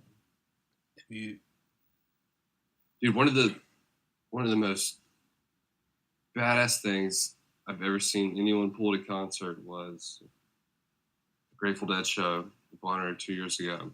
Or I guess it not this past June, but the June before. Someone drove a fucking 1970s Toyota truck. Oh, they're gonna say through the crowd. Through the gate into Bonnaroo, like in front of the main stage. And they weren't wreaking havoc. they were literally just sitting in the couch in the back of their truck, getting ready for the show. And I went up and talked to the security guys because, like, I went through the same VIP gate to, like, get to my vendor stuff. And I was just like, hey, did you see that? How did that happen? And there were two of them. They were like, whoa, dude, I don't know. I was like, so what are y'all going to do? And they looked at each other. It's like, we don't know. Like, there's a fucking truck that just drove in past us. You know, like, if anything, they get in trouble for if they like go tell a higher up, like, how did you let that happen? It's like your one job. Look, buddy, I ain't listening to you. Just last week, you told me you said you saw a bunch of driverless trains in the desert. Now you're telling me there's a truck in Bonnaroo. Get out. Yeah, just driving around. You tell me that they're not causing havoc, that they're just sitting there on a couch in the back of their truck, just watching the Grateful Dead. Grateful Dead is dead. What are you talking about? He just sat there and shit his britches. Once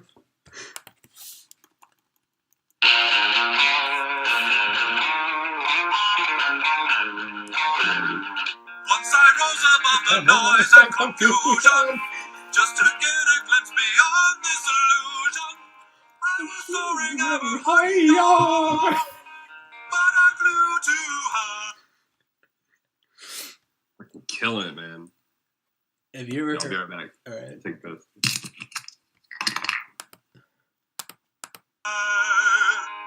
Though my eyes can see.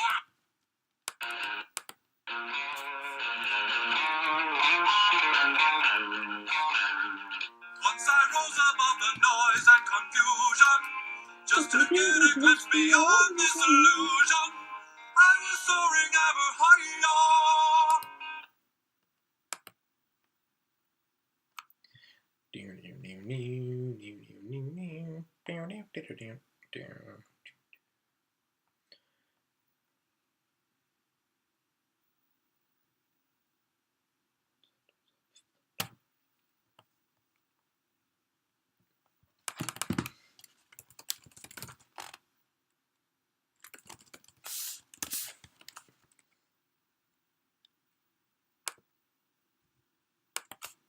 You guys want to hear a funny joke my grandpa told me? No? Okay, so this family walks into a talent agency. It's a mother, father, their son and daughter, and a little baby. The father says to the talent agent, "Sir, our family has an amazing act. We know if you would let us perform it for you, you would want to sign us." And the talent agent says, "Sorry, we don't sign family acts. They're too cutesy." But then the mother goes, "Please, sir, if you just give us 2 minutes, we know you'll like our act." So the talent agent says, "All right, you've got 2 minutes." The family Still watching Randy Marsh videos? No, have you ever heard the South Park The Aristocrats joke?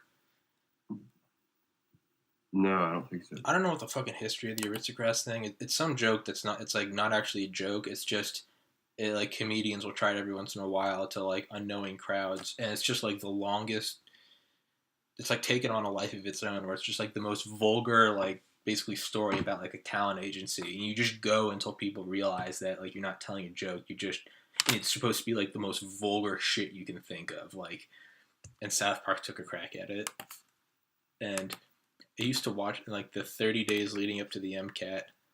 I don't know why, like working hard, studying hard, like. But instead of like a pump up song, at the end of every evening when I was getting ready for bed, I would listen to South Park The Aristocrats joke. I don't know why. I mean, whatever helps you sleep at night. Yeah.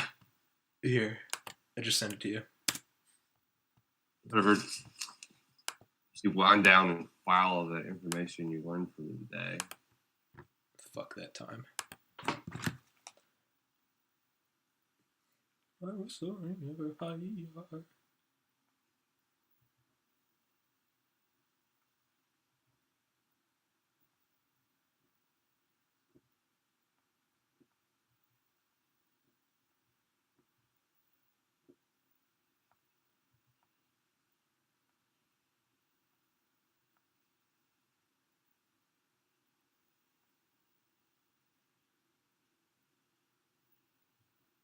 Wait, did you pull it up? Yeah, I forgot you have. I don't know if you'll actually be able to hear it or not. No, I forgot you have headphones on.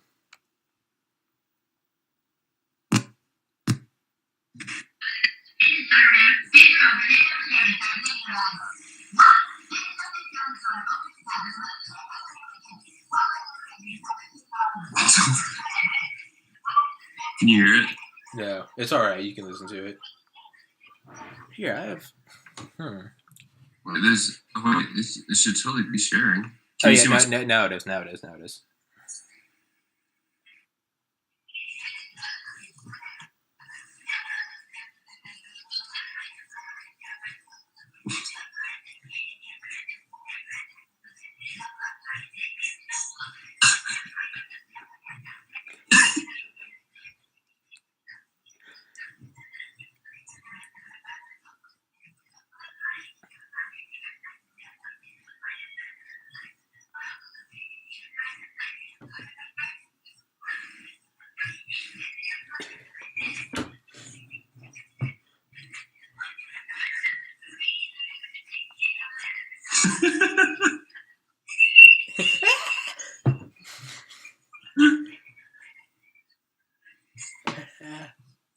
The paladin just stands there.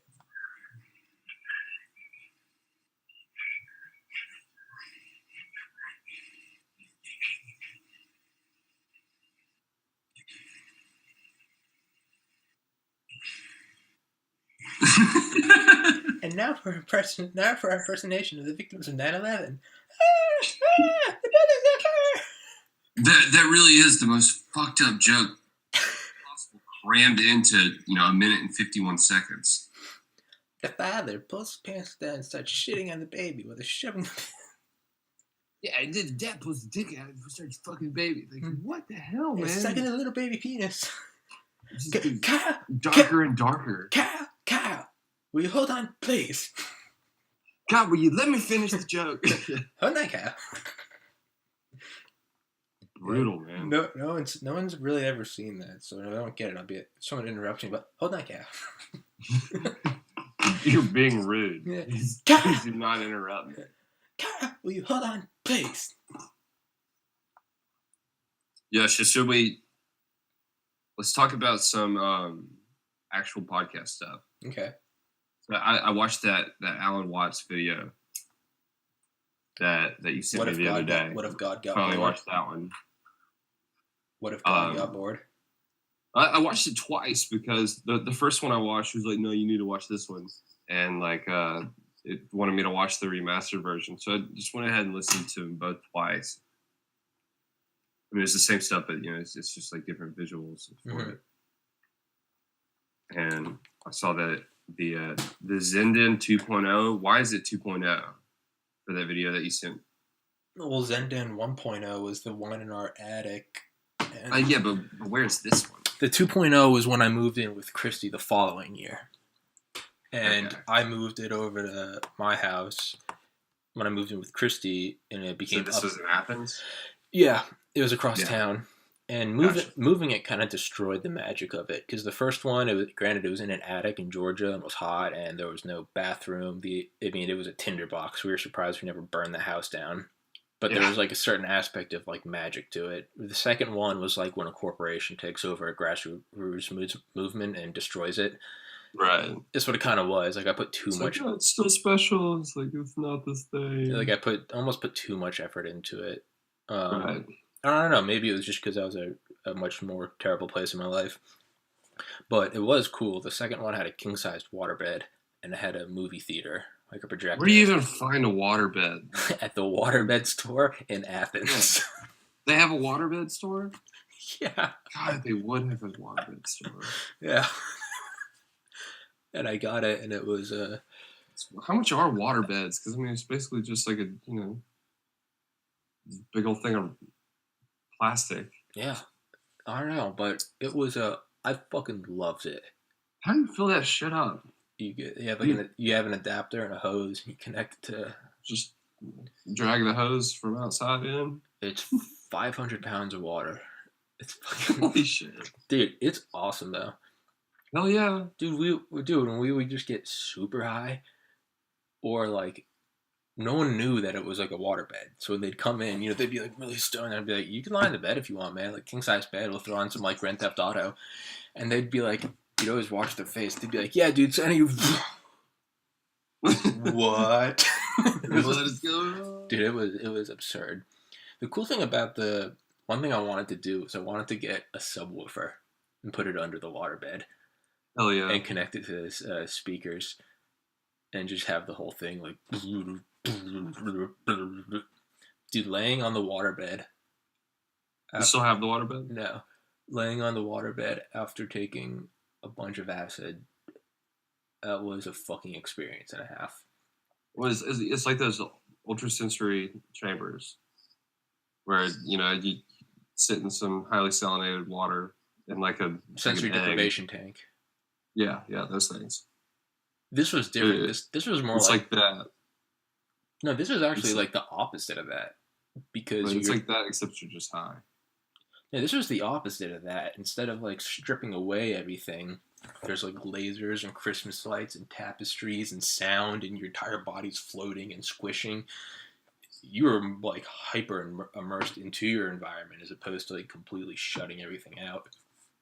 But yeah, that was too much because like I didn't know where my body ended and the bed began. Right. It was just.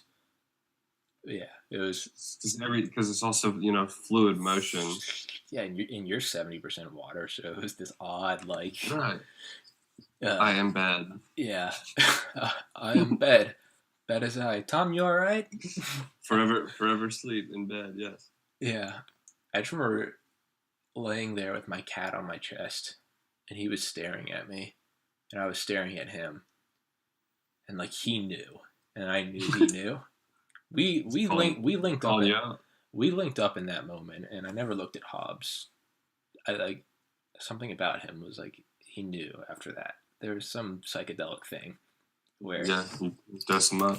I actually have a video of Hobbs when I was in that room. I guess it was before I peaked because I was able to operate my phone without the fucking characters bouncing around on the screen like fucking cereal or like a. Alphabet soup. Yeah. Oh,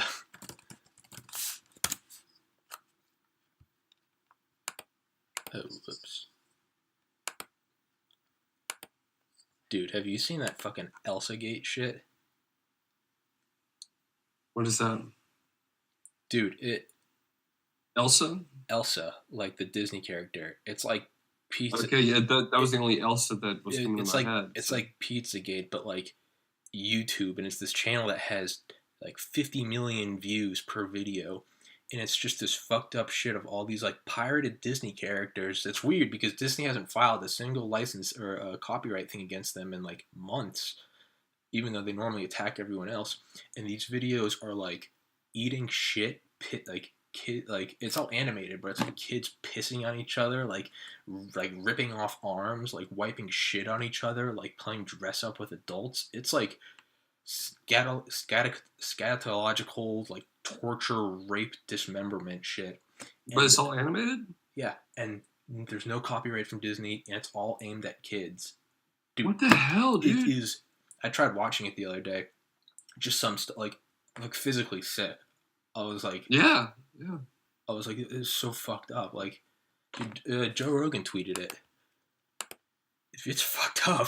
Look it up, Jesus, dude. Look it up. It's fucked up. I'll write that one down and maybe go back to that different time. Never talking to Tommy again. Yeah, I'm just writing. Tommy is fucked up in this piece of paper now. Okay.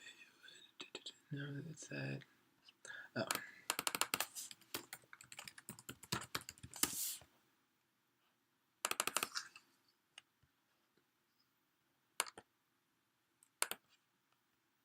Once I rose above the noise and confusion.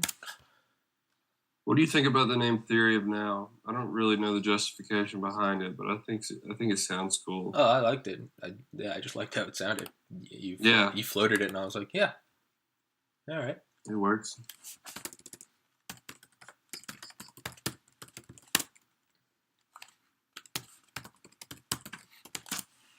Well, yeah, I mean that's just one of the things. Like with all the podcasts that I've like just been like looking up different names and random YouTube channels I follow and things that they promote. When names like that, like this like kind of like, there's just like no consistency to the name. Mm-hmm. I was like, oh, maybe I heard that somewhere else, or maybe that's actually my own original thought. I have no idea which one it actually is. And I Googled it. I went on YouTube and I was having to, and nothing like with substance came up. So I was just like, okay, yeah, maybe that one actually just came out of my head. And the thing is I thought Zenden was original. I remember Harrison and I thought it was the best thing ever when we named our attic that. But I've looked it up. There's like, no, it's not like original at all. I found it on like gaming forums and on Reddit. I found it on like YouTube, like kids channels. Like, oh, damn it. Well, that doesn't mean that. No. You didn't come up with it yourself. Because, I mean, multiple people can come up with that. I mean, it's 2-3 letter words that rhyme. So yeah, no, I get that. It's just more in general. It's like, oh, I didn't think I'd see it anyway. It's like, yeah, exactly. I guess I'm not that snowflake. I thought. Yeah, no one else has the same shape as me. Yeah. Here.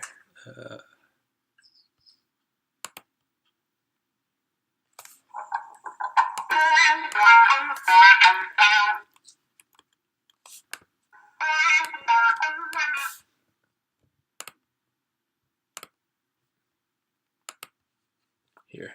This is the one I took of Hobbs. I just sent it to you.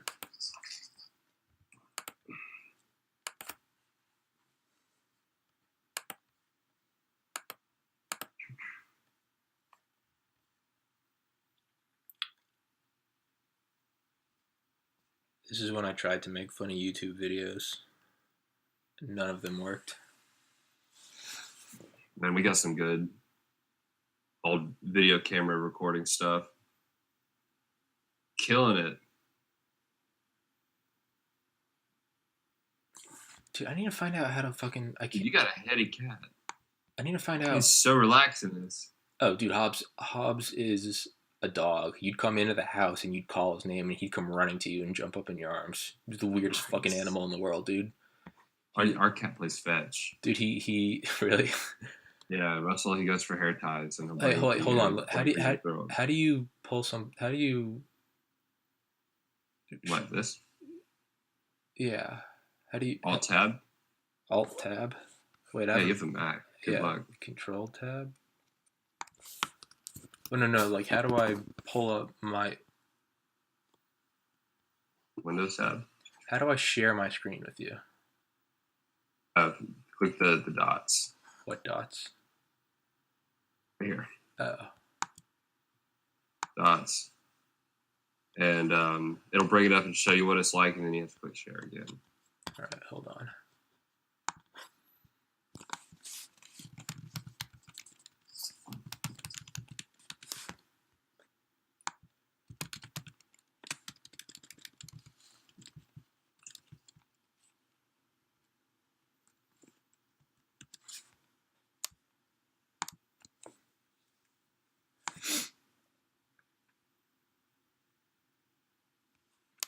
When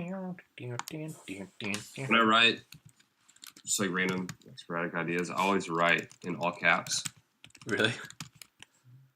Yeah, for some reason I don't like. I mean, like normally, like when I write just like normal scratch, I write normal. But whenever it's just like something that is like at that very moment, like trying to pour out of my head immediately, I always write in all caps for some reason.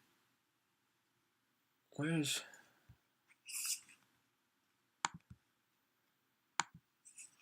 Hey, look, it's Quinn.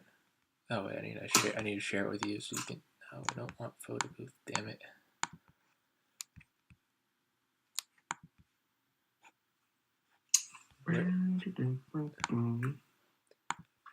So Jimi Hendrix? What? That song with the Okay, Hobbs. Can you see my screen? I see me, yeah. Okay. I don't want Quinn. There he is. Look at his jawline. Oh, dude, Quinn's a sex animal. I don't like that he smokes in his thing. So a lot of his photos is like him. Yeah, so, I don't like the message it sends.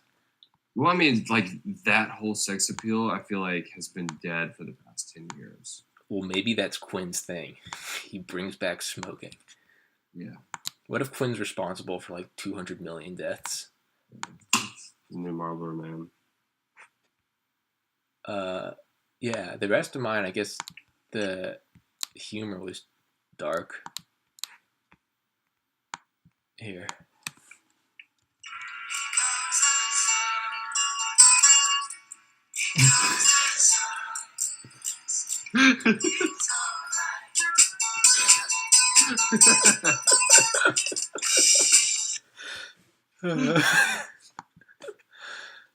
What brought this up?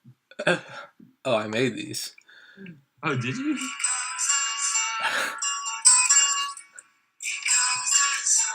It's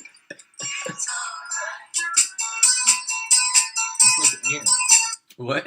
It's like the Pixar film Ants, just like with the magnifying glass coming down on it. Yeah. That's a great freeze frame right there. Oh, and then this one I made.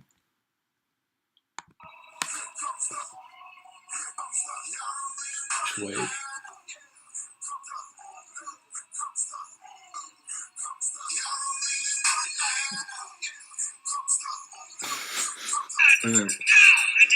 What? What was going on in that last one? It's JFK getting shot. Oh, are you serious? Or the video quality. Video quality threw me off. Oh my god!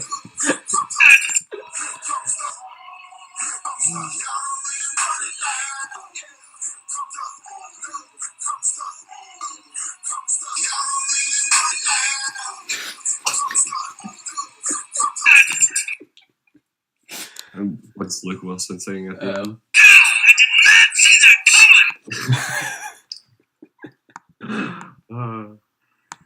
And this is what I made. Quality Snapchat shit post.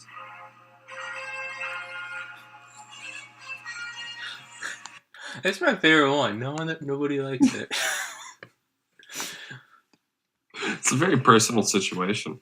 That's only half of one piece of maybe 2-ply at most. Yeah. I mean, I'd be ripping off the actual roll and using it before that. Dude, I've done that. Sometimes you have to. Dude, I've used cardboard. Yeah, man, it's better than just having the poop butt. Dude, I remember one time it was my freshman year of high school, and it was like one of the first times I ever drank, and I was like pissed drunk with my buddy Joe in St. Simon's, where his dad had a condo, and like Joe passed out in his room. Oh, this is high school? Yeah, this is like you're like 14. Yeah, this is like spring 2006, yeah. and like his dad was like mad at us because he had found that we were drinking, and I was like fuck, and so dead. And so Joe like passed out in his room after like yelling at his dad, and his dad didn't even care. In hindsight, it's just like I have to like scold these kids to an extent. And Joe was like "fuck you, dad," and like passed out, and I was just like, I'd only known Joe for like 2 years at this point. I mean, Joe's one of my best friends, right. but at this point, I was like, fuck, like Mr. Udell's gonna kill me, and I was like, so I just stayed in the shower for as long as I could. I was like, I'm just gonna sweat out all the alcohol.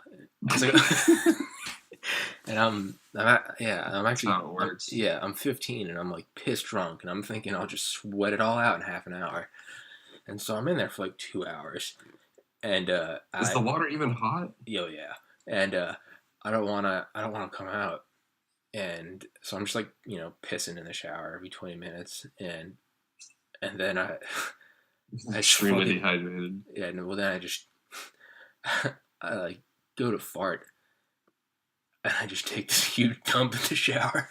Oh my god. Yeah. I didn't know where the story was going. Yeah. And Yeah, and I don't know what to do. And it was just fucking already there, dude. So I just waffle stomped that shit. Just like bent over, like smacked your ass on the bottom of the shower. No, use the heel. It just used the heel. No, I'm not talking about washing my ass. Like, yeah, I did that. That was the easy part. I'm talking about the log. I just used my heel. So these are like full on turds, not like running mats. Oh no, these are like legit, like that's that's a poop that should be in a toilet and it's in the shower. Yeah, these weren't like the day after drinking shits. This was like, you know, like I had steak for dinner and like not enough water, like a couple protein bars. Like, I like those that you might like visibly need a coat hanger to cut up because you're worried that you're gonna clog the toilet. And you're sitting there pressing them down the toilet. Dude, well, you said pressing them down the toilet? Or no, down the shower. Yeah, I want to make that point clear. Waffle stomping. Waffle stomping. Down the shower drain at the beach condo. Yeah. And dude, it's a totally normal thing to do. Now fast forward. Yeah, we all waffle stomp our shits. We all have, man. You know, we've all slipped up and called our cousins our girlfriend. we've all waffle stomped one. Classic Kazakhstan. But another time was spring break 2010. Yes, 2010, Panama City.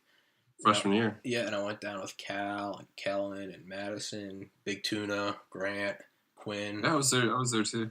Yeah. And well, I mean, we were staying at Tidewater or Edgewater, one of the two.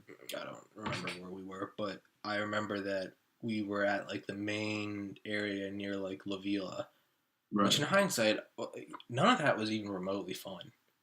Dude, it was not. It was just getting sunburned, getting sand everywhere, being pissed drunk, dehydrated, spending all your money. It was hot enough to get burnt, but you couldn't go in the ocean. No. But I remember, like, you know, obviously you go to the ocean to piss and stuff, but like I had to shit. It's so windy. And there's like, and it's cold enough too. but I remember there's like this I was with Cal and his friend Stephen Plant from Georgia Southern, and like we went to stand in line at this, you know, the not mile long, but you know, infinitely long line. Yeah. And like, I was like, wasn't that like I really had to shit, but it wasn't like that I couldn't wait. It was like, I don't want to. I don't even have shoes. You know, the entire bathroom's just going to be like an inch of piss. Yeah. And like, I'm too embarrassed to go shit in the ocean. So I just fucking shit in my bathing suit. Straight like. Why? Because like I didn't want to go to the ocean. I was too embarrassed, and I didn't want to wait in line. And so you just pooped your pants? And just kept partying. Just. Really? Yeah.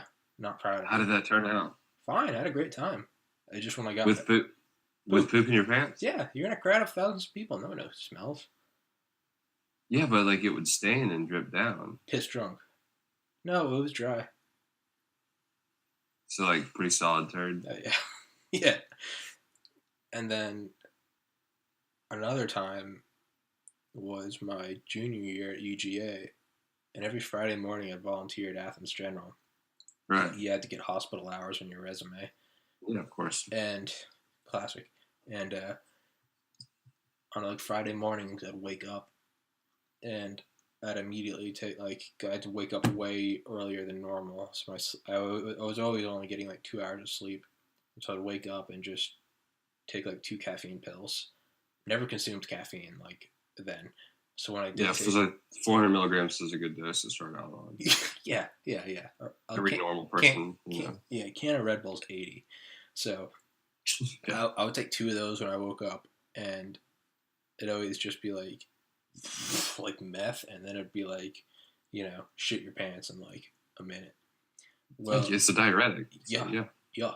And so like one morning I'd always go take a shower, and it was like one morning I'm there like brushing my teeth, and I'm like getting ready as like I'm fucking coming up on meth, and I go to fart, and I'm just in like boxer briefs, and like I go to fart, and I like push, and just, I mean, dude, it was like black mud. Oh, dude. Dude, like It's like the protein shits, dude. Yeah, dude, this was like hot black mud. And it just fucking came out right on the... wasn't even in the shower yet. It came out on like the tile floor. Thank God I left myself an hour because I was just using wet wipes and Clorox, just cleaning up like an Exxon Valdez oil spill. I did that within the past year. I showered for work, and I got out of the shower and I was drying off and farted, and I just like immediately shit myself and just got back in the shower. Like, yeah, we're just gonna do that whenever. We're restarting today. We're just gonna go back to bed after this. So, now going back to Panama City, Tidewater and Edgewater Hotel. I am banned from both of those for life from that spring 2010 college spring break. Just fucking living it up. And the thing about it is, we went down there, and it's like a 30-story hotel, and like 200 people in it are from Valdosta, and I know like at least half of those people. So it's like I never left, and we just do the same thing every day. You go down to the beach and you drink, and then when the sun goes down, you choose someone's room to go get drunk in even more. No, you're forgetting the like 2-hour long uncomfortable nap. 2-hour long uncomfortable nap because we have like just enough people in the house to make it uncomfortable. Oh really? We had 11 to 1 room. 11 to 1 room? I mean, like 1 bed, 1 bathroom, 11 guys. I mean, we had like 8 people staying in one room or staying in like one place that had like 3 bedrooms, but I was in a bunk bed. And, the first night, like we had the party, like we had everyone over, and security got called, obviously, and we had 36 too many people in our room. I remember him counting because I was standing next to him, like watching everyone go out. And I was like, bye, y'all, see you. And he was like, that's 36. I was like, awesome. And he's like, no, 36 too many. And I was like, oh, not awesome. That's more than 1. That was like strike 1 for 36 people too many. It was like, if I see any of y'all again, get in trouble, get kicked out. I was like, all right, cool. So next night, it's literally less than 24 hours later. Chuck and another guy I'm staying with, Scott, there. Sorry, I was gonna say that Chuck is like Yell's Bohannon. Might as well be. Just like two like cooler than the next 5 guys combined. Yeah. He embraced his. And you can try to be mean to him because he's just gonna out nice you. Yeah, exactly. I mean, he just had embraced, he was like in band in high school, like played drum, and then like came to college. It was just cool. Yeah, I don't know. It happened. It worked. I think if you isolated his blood and like centrifuged it and injected it in yourself, you would be like Jimi Hendrix level, and like Jimi Hendrix, James Dean. I'm gonna disagree with that statement. So I'm just gonna not talk about taking my buddy Chuck's blood. Yeah, the last thing I want to do is give him any kind of ego boost. But yeah, so him and Scott just decided to like go wrestle in the lobby, like in front of the security guards. And they're like, oh yeah, we know you guys, strike 2. And we're like, okay, cool. So they followed him back up to the hotel room and into our room. I'm not there at this point. I'm gone chasing some other girl that lived in Georgia dorm that was staying down at the same hotel.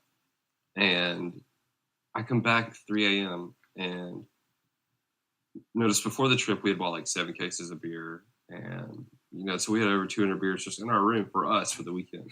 I come back, there are trash cans and trash bags just full of empty beer cans, every single one. Over 200 beers crushed between like the 6 guys that bought them. And I'm like in the kitchen because I'm wasted. I'm just like, what happened? Like it's the second day. It's gone. It's like the guys I'm with, like what, where did it all go? And I look up and Rob Thrower sitting on the couch. He had been asleep. He looks at me and he's just laughing his ass off. Just dying laughing. And he's like, "Oh, you didn't hear." And I was like, "What?" He was just like, "Yeah, man. So the same douchebag security guards from the other night followed us back to our room again. They made us pour out every single beer in our hotel room. And it took fucking 45 minutes of just sitting there pouring beers out. That's and they were laughing. so depressing. Yeah, making shit jokes the entire time. Dude, I did security again like a couple summers ago in Ocean City. Ocean City is the Panama City of up north. Yeah. But I wasn't watching college kids. I was watching like freshmen and sophomores in high school. And I would just go to each room like at the beginning of each week, and I would just tell them like, I have no problem like getting you kicked out. It makes no difference to my week. But yes, I was like, if you guys just be quiet, like I know you're drinking. No, but just don't lie to me. Don't lie to me. I know you're drinking because I did it when I was your age. Just don't do it, because if you don't do it, I don't have to tell my boss, which means my boss isn't gonna flip out.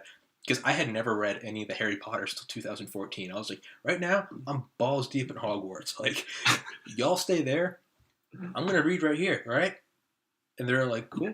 Dude, no problems. Like, all week. I learned a completely different method than working at a bar. Instead of, like, trying to strong-arm everyone, I just used, like, diplomacy. Yeah, you just control the situation. Let them work with you. Except I worked with a guy, like Ivan from Bulgaria. I worked with another guy who wasn't big, but he was a tall guy named Prince Blackosh from Kosovo. He grew up during like the Kosovo. From where? Kosovo. He grew up during like the Kosovo-Serbian War. Okay, so it's an African country. No, it's in East Europe. He grew up in a legitimate. Serbia's definitely not African. Yeah, he grew up in a legitimate war zone. His dad was a journalist that was like against the invading forces. And they broke his dad's arms and legs and threw him on his front lawn. Yeah, he survived. Like, Jesus. Yeah, Prince loves America because he just remembers U.S. Marines like stationed outside of his house every night. And Prince is the man. And Prince is like, I'm hurt so bad that I remember playing football with them on pavement. I was like, why would you play football on pavement with Marines when you're 10? And he was like, I love America. Like, but so Prince, who was like very American, yeah. Yeah, so Prince is like, there's like the ghetto, and then there's growing up in an Eastern former Soviet bloc war zone. That's what Prince was. And I hadn't yet taught Prince the way of diplomacy with them. I was like, look, man, it's a lot easier if you just work with them. They don't want to get kicked out. You don't want to get yelled at by your boss. Scratch my back, I scratch yours. Just tell my side. And so we go to one place one night, and there are these kids being douchebags. And I'm like, all right, we're these kids, like, we're going to have to throw out. And I was like, and that's fine. Like, don't be afraid to, like, put your foot down. So we open the door, and it's these, like, cocky, like, 15-year-olds. And it's like, all right, fuckers, like, look, like, you're going to leave. Like, my boss is coming. You're going to, and this, like, 15-year-old kid, like, pushes me. I'm 24 at the time. But again, I'm now old enough and as far removed from all of it that, like, I don't care. I'm just going to wait for my boss. I don't give a shit. Like, if I was 18, I'd be like, oh, I'm going to beat up this kid. You want to go? Yeah. No, dude, I want to get back to Harry Potter. Like, but Prince takes nothing. And every day I brought, like, a sandwich to work for Prince, which I didn't think anything of. But from Prince, grew up in Kosovo, that is, like, it's like Eurotrip. Like, you give me dime, I start my own hotel chain. Prince is like... It's a peace offering. Dude, no. But this was like, I was treating Prince like royalty. Prince was like, you bring me sandwich every day. I tell my parents know of you. All hometown knows of Tommy. And I was like, well, shit, man. I don't really worry about that. Life-changing, man. Yeah. So Prince is behind me. I am now Prince's main man. So the kid pushes me, and I'm like, all right, dude, it doesn't matter. Prince shoves me aside and pulls out this fucking switchblade. And grabs the kid. I fucking skin you. I'm like, Prince, no. You don't skin him. Don't skin him, Prince. And yeah. No one fucked with us again. I was like, Prince, damn it. I was like, God damn it, Prince. I brought him over to my house to watch a soccer game one time, meet my family. And it really is like, you see like the wow and like difference in wealth.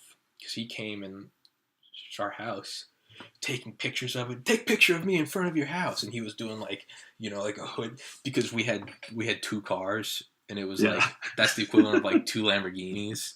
And he came inside and like couldn't believe that we had like multiple bathrooms and a refrigerator, and I was like, "Damn, what am I bitching about in life?" Oh yeah, Prince is the man, dude. Relativity, man. Yeah, seriously. And like fighter jets flew over at one time, and he like stopped talking and like stood up and just saluted the sky, and I was like, "Man, you appreciate this country more than I do." Like, Jesus fuck. Hell yeah. Yeah, Prince is the fucking man. Well, I mean, when he thinks fighter jets, you know, he's got a whole different scenario going on. Oh, dude, it's going like on in fucking his head. PTSD rocking. Like, Yeah. I skin you. It's like, all right, he is literally ride or die. So Yeah, like legit. Like Ivan on July. you better murder this 15-year-old. Yeah, on July 4th, 2011, when I worked at Secrets. Let me see if I can find a picture. I worked with Ivan, and I like was trying to take down this big guy who just punched his girlfriend in the face.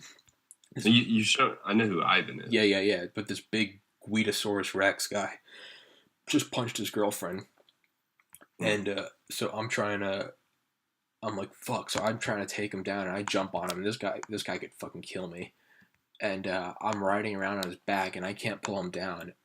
And Ivan came up, and Ivan's the Terminator, so Ivan just one punched this guy. But that was different. Prince was legit ride or die. It's like a soft jab. It's, knock the guy out. Yeah. Let's see. I have some pictures from that summer.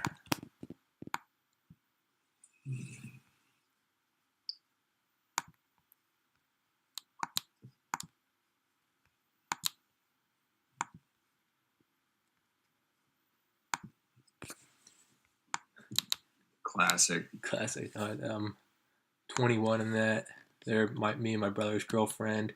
It's my brother John, his girlfriend. That's the bar I worked at, the huge bar. Peace, police. Yeah, that's me looking like a retard. Yeah, a retard. Classic. That's when I looked like fucking... You in your long-ass bathing suit. Yeah, that's when I fucking looked... Might as well be capris. Yeah. Where's... That's the bar I worked at. So it's fucking huge. Bar/ocean? Dude, it's the 5th largest bar in the world. It's badass, man. Yeah. There's me at the beach with wild horses. There's the bar. Yeah. Yeah, but that's where I worked. I like how you take all these like relationship photos and it's not even your girlfriend. Yeah, it's my brother's girlfriend. I'll take pictures with you, Don. Yeah, we used to. Tommy flexed a little extra harder that day. Tommy flexed a little extra, yeah. No, dude, I was 20 that summer, and fucking I hated it because you're just a little baby. But I was still 20 and still felt like I was a grown up. I want to show you the. Wait, no. Yeah. Is it still sharing my screen? Yeah. Remember what I told you about? Yeah, the Marine. The Marine that made me wear shit. Full uniform. Yeah. This was New Year's Eve, right? Yeah, 2012. That's wild. That was our hotel room. It's Wiz Khalifa's playing down there. There's, I think, Bohannon maybe? Me and Cal. There's we taking our duck lips picture. And I don't know any of them. I just woke up with that on my phone. Who else? Yeah, Bohannon was there. Yeah. Cool. Man, I love taking random pictures with like huge squads that are not anybody I know. When I was in New Orleans, I took a picture with this group of like 15 black girls. I was the only guy in that photo, and none of it was on my phone. It was only like on their phones. So there's a photo out there of me with just photo bombing. Yeah, no, they said you get in the photo. I was like, all right, cool. Oh, fuck yeah! But I don't have photo evidence, man. There's Bohannon's friend who played for the Giants. Yeah, I was about to say, who's that guy? There's me with what I thought was funny at the time, but I can now see that bouncer probably didn't. Another person I don't know. Cal and Madison Square Garden. I love that picture.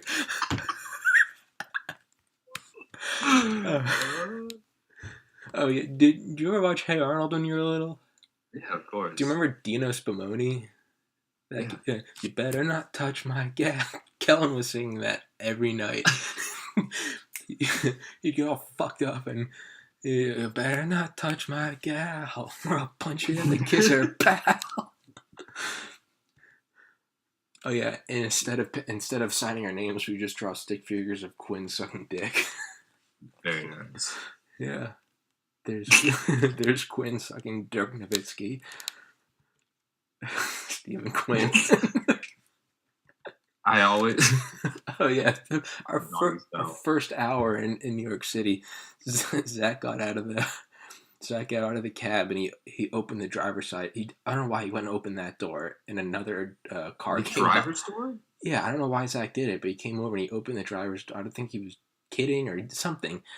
And another car went by and ripped the handle off. Holy shit! Yeah. Oh, there's me and my brothers. Quinn.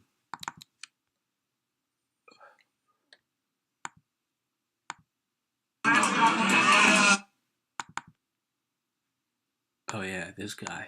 I didn't make it up, I made it popular, but it has become a crowd favorite. So enjoy. Oh, he's good. Yeah. Mic check 1, 2, 1, 2. Come on. Anybody clapping? Somebody clap.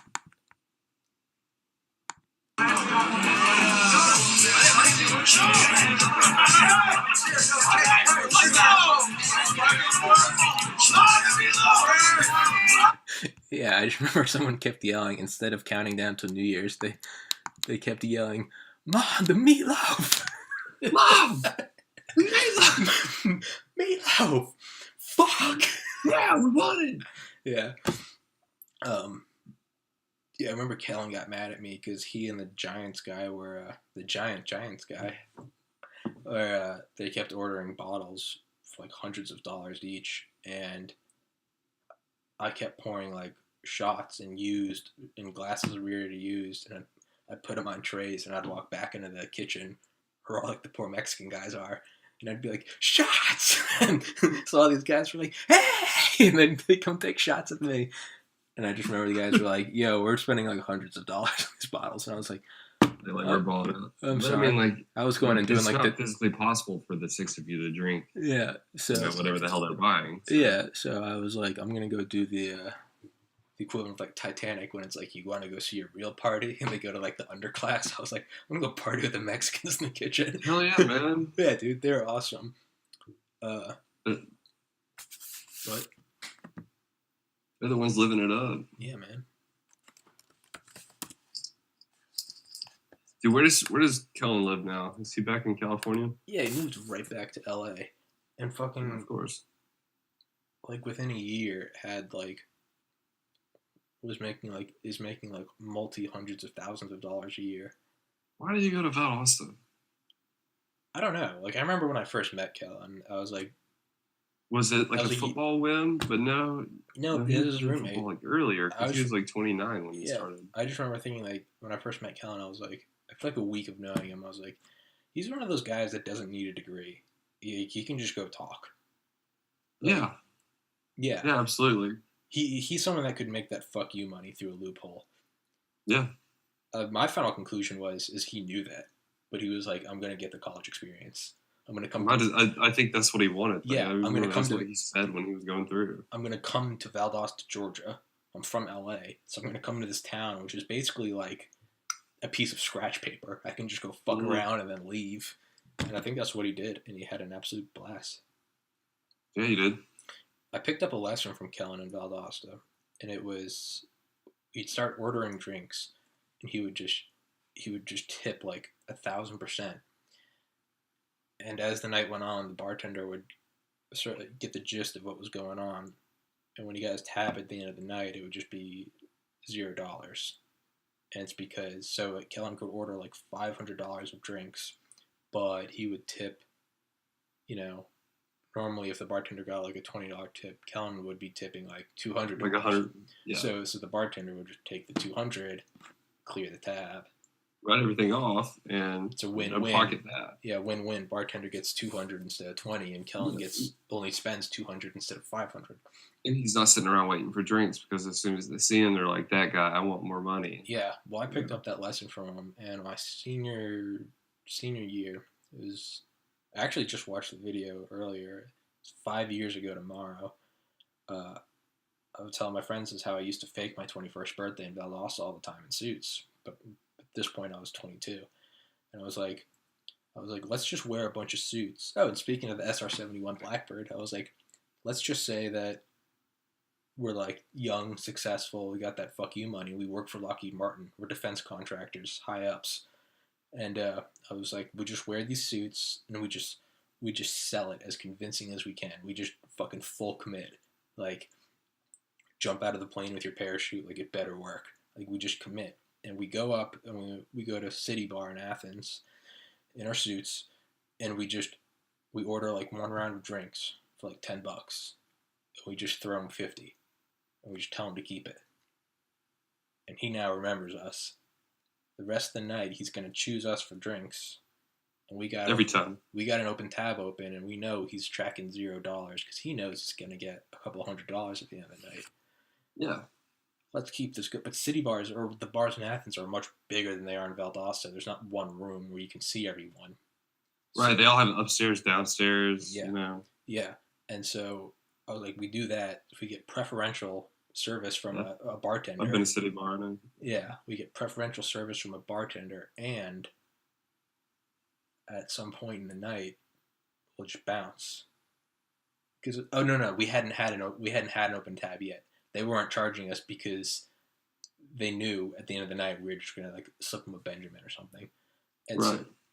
So that's not gonna work. And it was with Benji and David and Pat Robbins and Ed McCrary, and I was like, yes, it will. So we all put on just these like black suits, comb our hair over, get all shaved up, and we keep talking about Q3, quarter 3, how we just had sick profits. And we're back. Yeah, I just got my Q3 bonus. Yeah, and we're here for the game this weekend. We're here to represent the dogs because we still know how to get down, even though we're business guys. Right. And we just fucking sell it balls deep.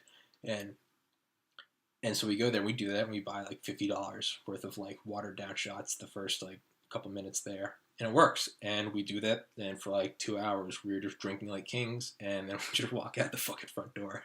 So between 5 guys, $50 is $10 a piece. We drank hundreds of dollars and had preferential service on a Thursday night on a game day weekend. Game day weekend. Yeah. Crowds pouring in. Yeah. The students have already tapped out for the week. Yeah, dude, it was brilliant, if I say so myself. That's the way to do it. Man, when I was in Athens back in I guess March was the last time I was there. Uh-huh. One of my buddies, he was like, hey, I work at this bar in Atlanta, and our company owns both of these bars. Oh, can you see this? I'm going to come back and serve drinks to my friends, even though I don't work here. And they said, okay. And he literally just went behind the bar and served us drinks for like 20 minutes and poured like 80 shots. Really? Can you see this? Yeah. That's suit night. That's suit night. It's my buddy in med school, law school, and that's David. Yeah. Except no, he didn't work for Lockheed Martin. He was CIA, which is why he didn't wear a suit. He just wore black. And his nickname, we all had different names. He was Slade. That's David. Slade. David was Jerry. I was Thomas. And Slade. Yeah. Upstairs, Ed McCrary, and picture with our black friend that we met. Damn, Tommy. Yeah, look how white I am. Vampire. I think this picture is fucking hilarious. Because you can see our buddy Ed, right? Yeah. You see his face. What's Ed looking at? I don't know. He's got something about to come out of his mouth. Who the fuck is that guy? Look at Ed's face. Oh, Look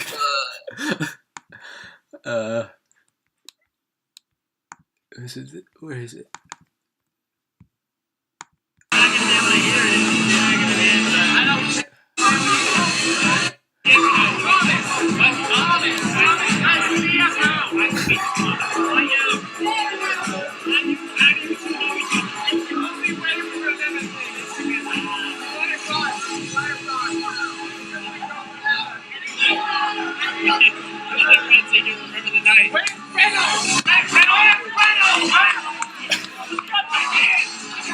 Titty bar. That's where we were, where my friend was doing or pouring all those drinks for us. Really? They have like 2 booths right when you walk in on the left. Yeah. Yeah, that's where we were. We I remember we went a bunch of UGA players downstairs doing cocaine in the bathroom. Really? Because we were in the bathroom downstairs drinking. I convinced one of them that I was a millionaire, and he said, "Oh, awesome." And he handed me his phone. He was like, "Put your number in here. I'm always trying to make connections."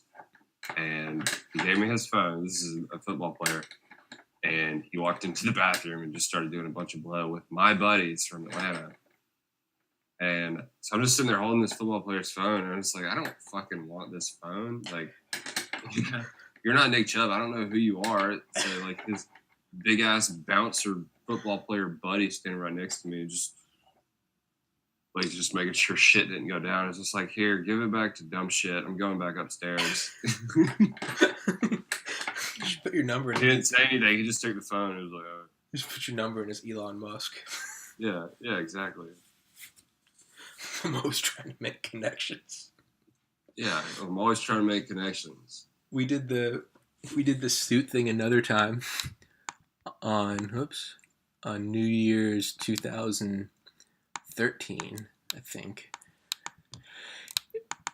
And it was the same thing. We all worked for Lockheed Martin.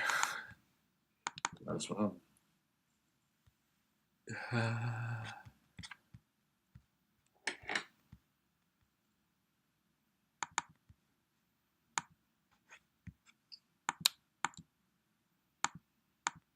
Is this New Year's Athens? Yeah, what else would we do? I don't know.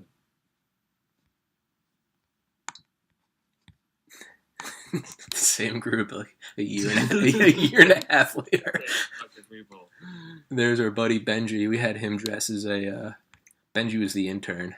Yeah, he looks like an intern. And then where's our... Wear a blue shirt, you fucking intern. Yeah, and then where's we had our buddy Billy.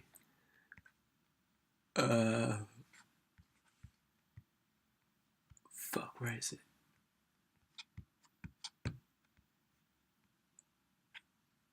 I don't know where it is, but yeah, I think this is it. We had. As I said, you kind of look like him right now. I kind of do. Yeah, Billy was blackout Billy. He drank more than anyone I've ever met in my life, and it's impressive. Yeah, because you drink a lot. He's smart as fuck, and Billy was the billionaire CEO of Lockheed.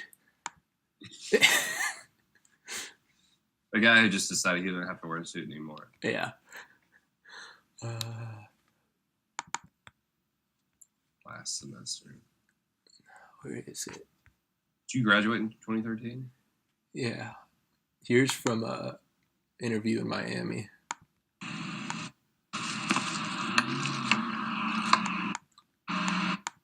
Chromed out Lambo. Jesus. Yeah.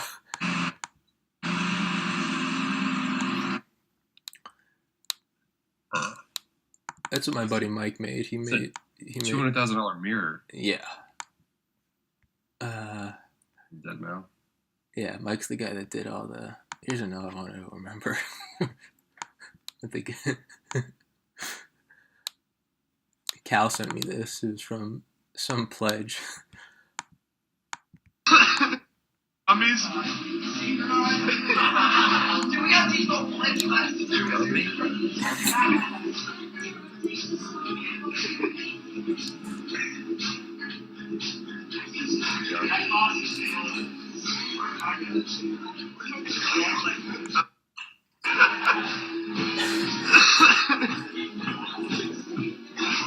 This is it right here. Sorry, I thought it was hilarious. Fucking Gumby outfit, man. Did you guys ever make pledges steal cardboard cutouts from fast food? No, we just stole them ourselves. Dude, New Year's Eve 2013 going into 14, I'm pretty sure. Went to, or it wasn't New Year's Eve, it was right before. Base Lights in Hampton, Virginia. Base Sector Pretty Lights and a couple other people playing. We went to Subway before the show, and that's when they had the giant Michael Phelps cutouts of him, you know, like holding the footlong sub, like an actual like life-size photo of him. And we just asked them if we could have it, and they were like, no. And they're like, well, we're gonna take it. Are you sure we can't just have it? And they're like, honestly, I don't give a fuck. You know, the guy working there makes $8 an hour. It's like, you guys can take it. I don't give a shit. I'll just say that you stole it. I'm like, all right, cool. So we stole it, and we cut off like the bottom half, and we took it to the Bass Nectar show. And like everyone like has their own totems, like you know, like creative totems. We just had this giant fucking Subway thing that we just got from Subway, and we rocked it the entire time. And after the show, Lauren Bass Nectar came down and was signing an autograph, and like, he called us from afar. He was like, "You Subway guy," and like we like ran to the front. He's just like, "I've been laughing at that shit all day," and he grabbed it and he like drew glasses and like evil mustache and like devil eyes on Michael Phelps and signed it. And I'm sure I could find a picture of it, but yeah, like my friends actually like kept it and like made it into a totem afterwards, like actually like put like devil eyes, like little lights in his eyes, and like actually like put like an actual totem on it. But that's amazing. Cool fucking experience, man. I just remember we had like a 8-foot tall Colonel Sanders at Purple Haze one year. And all the girls were like, what's that have to do with like the 60s? And we were like, everything. And it was just this doesn't matter. It was just this huge fucking Colonel Sanders like 30 feet up on the side of the chimney. And it just said, eat more chicken.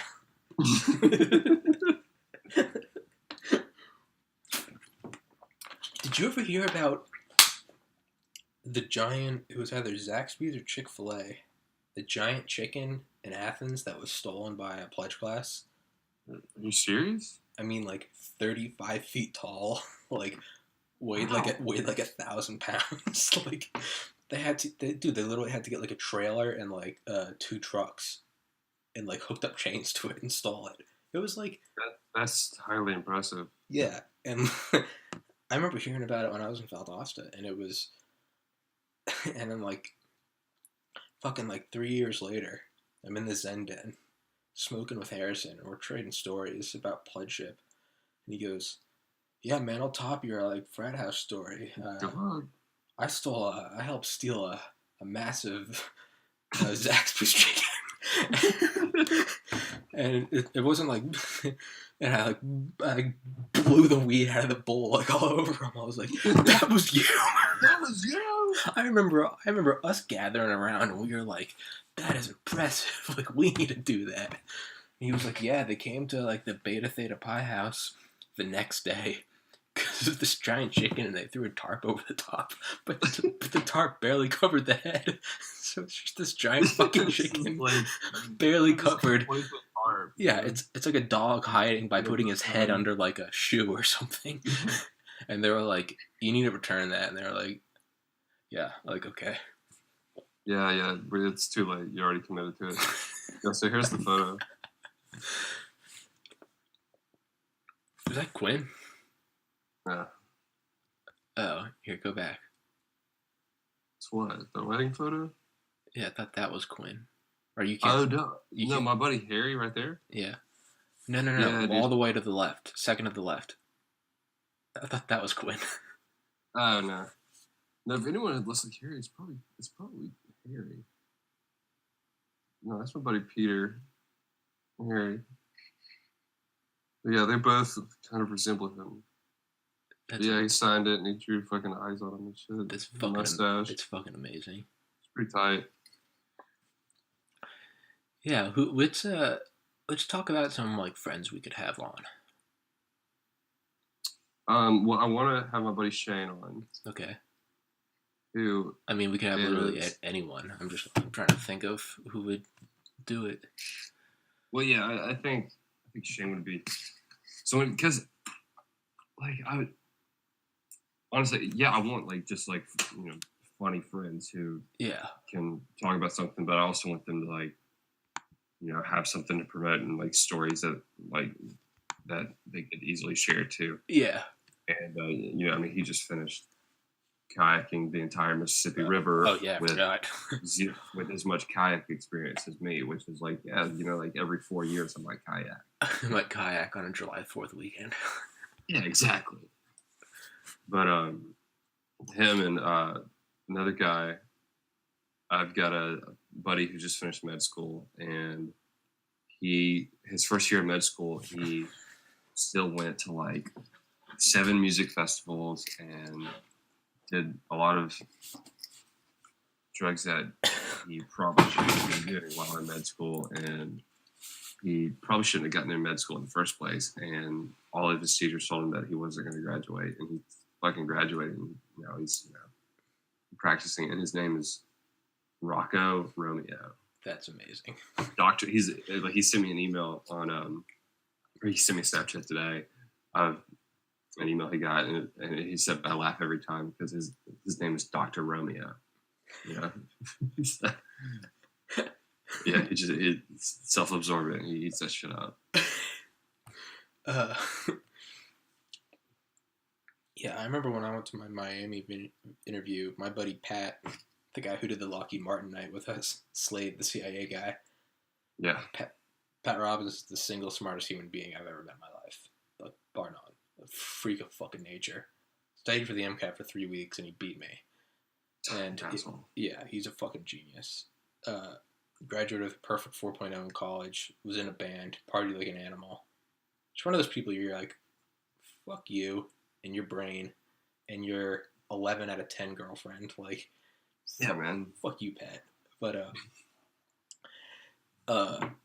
he went to Miami med school, and he didn't take a year off, so he went straight to it. So I stayed with him after my interview. And it was like a Friday night, and I remember it was like after their first exam, and I went and stayed with him. And he's like, we're going to a party, and I was like, I didn't know you guys had time to drink. I thought it was just studying nonstop. He's like, it is. And like I went to this room they had at, it's in Miami, so it's obviously just looking over the ocean, and it's beautiful. Dude, he has their entire class, their entire MS1 class. So it's like 150 kids in this one tiny apartment. They've got kegs in the tub filled with ice. Holy shit. Dude, yeah. Just fucking smoking weed. They've got coke. And I was like, they're going just as hard as I was in college. And he's like, yeah, we have less time to do it. So they just go that much harder. They got to. I was like, holy shit, I never thought about that. And here are these kids, and like some of them had their white coats on. And they're just fucking they're just like they just came from the library. Yeah, and they're like beer bonging and like ripping blunts, and I was like, this is the coolest I've ever seen. And I was like, holy shit! Like it was like the underside that I never saw, and it was beautiful. Well, I mean, like that part of you, it never really leaves you. Yeah, don't suppress it, or you'll break into a frat house. Yeah, exactly. The animal comes and out. Like you need that release every now and then. Yeah, the animal will break out. And honestly, like an experience like that, like just that, like that relief, that that 6 hours of feel good or whatever. Yeah, is more encouragement to progress through the next week and just like help process all the information. It absolutely is a brain dump. It absolutely is. I remember it wasn't until it's a turning point, It was the semester leading up to the MCAT that I finally decided I was like I'm so sick of studying. I'm just gonna go out instead of going out once a semester. I was like, I'm going out once a week. I don't care what my grades are. Like I'm gonna shoot for straight A's, but I have to go out one night a week, get blackout drunk, smoke a ton of pot, eat shitty food. Like I just need that. And Yeah. And not only did It's I just get like a part of the weekly cycle. not only did I get a 4.0 taking genetics, physics 2, and calculus, and biochemistry, but that was also the semester leading up to scoring a 35 on the MCAT. You know, you It's study because harder during the week. You Not get o- your shit not- done, not and only- just know, yeah, like, I come was that just- Friday, you're going out and you're doing that. But that's what it was. It was like knowing that you had that every week. It was like, Yeah. okay.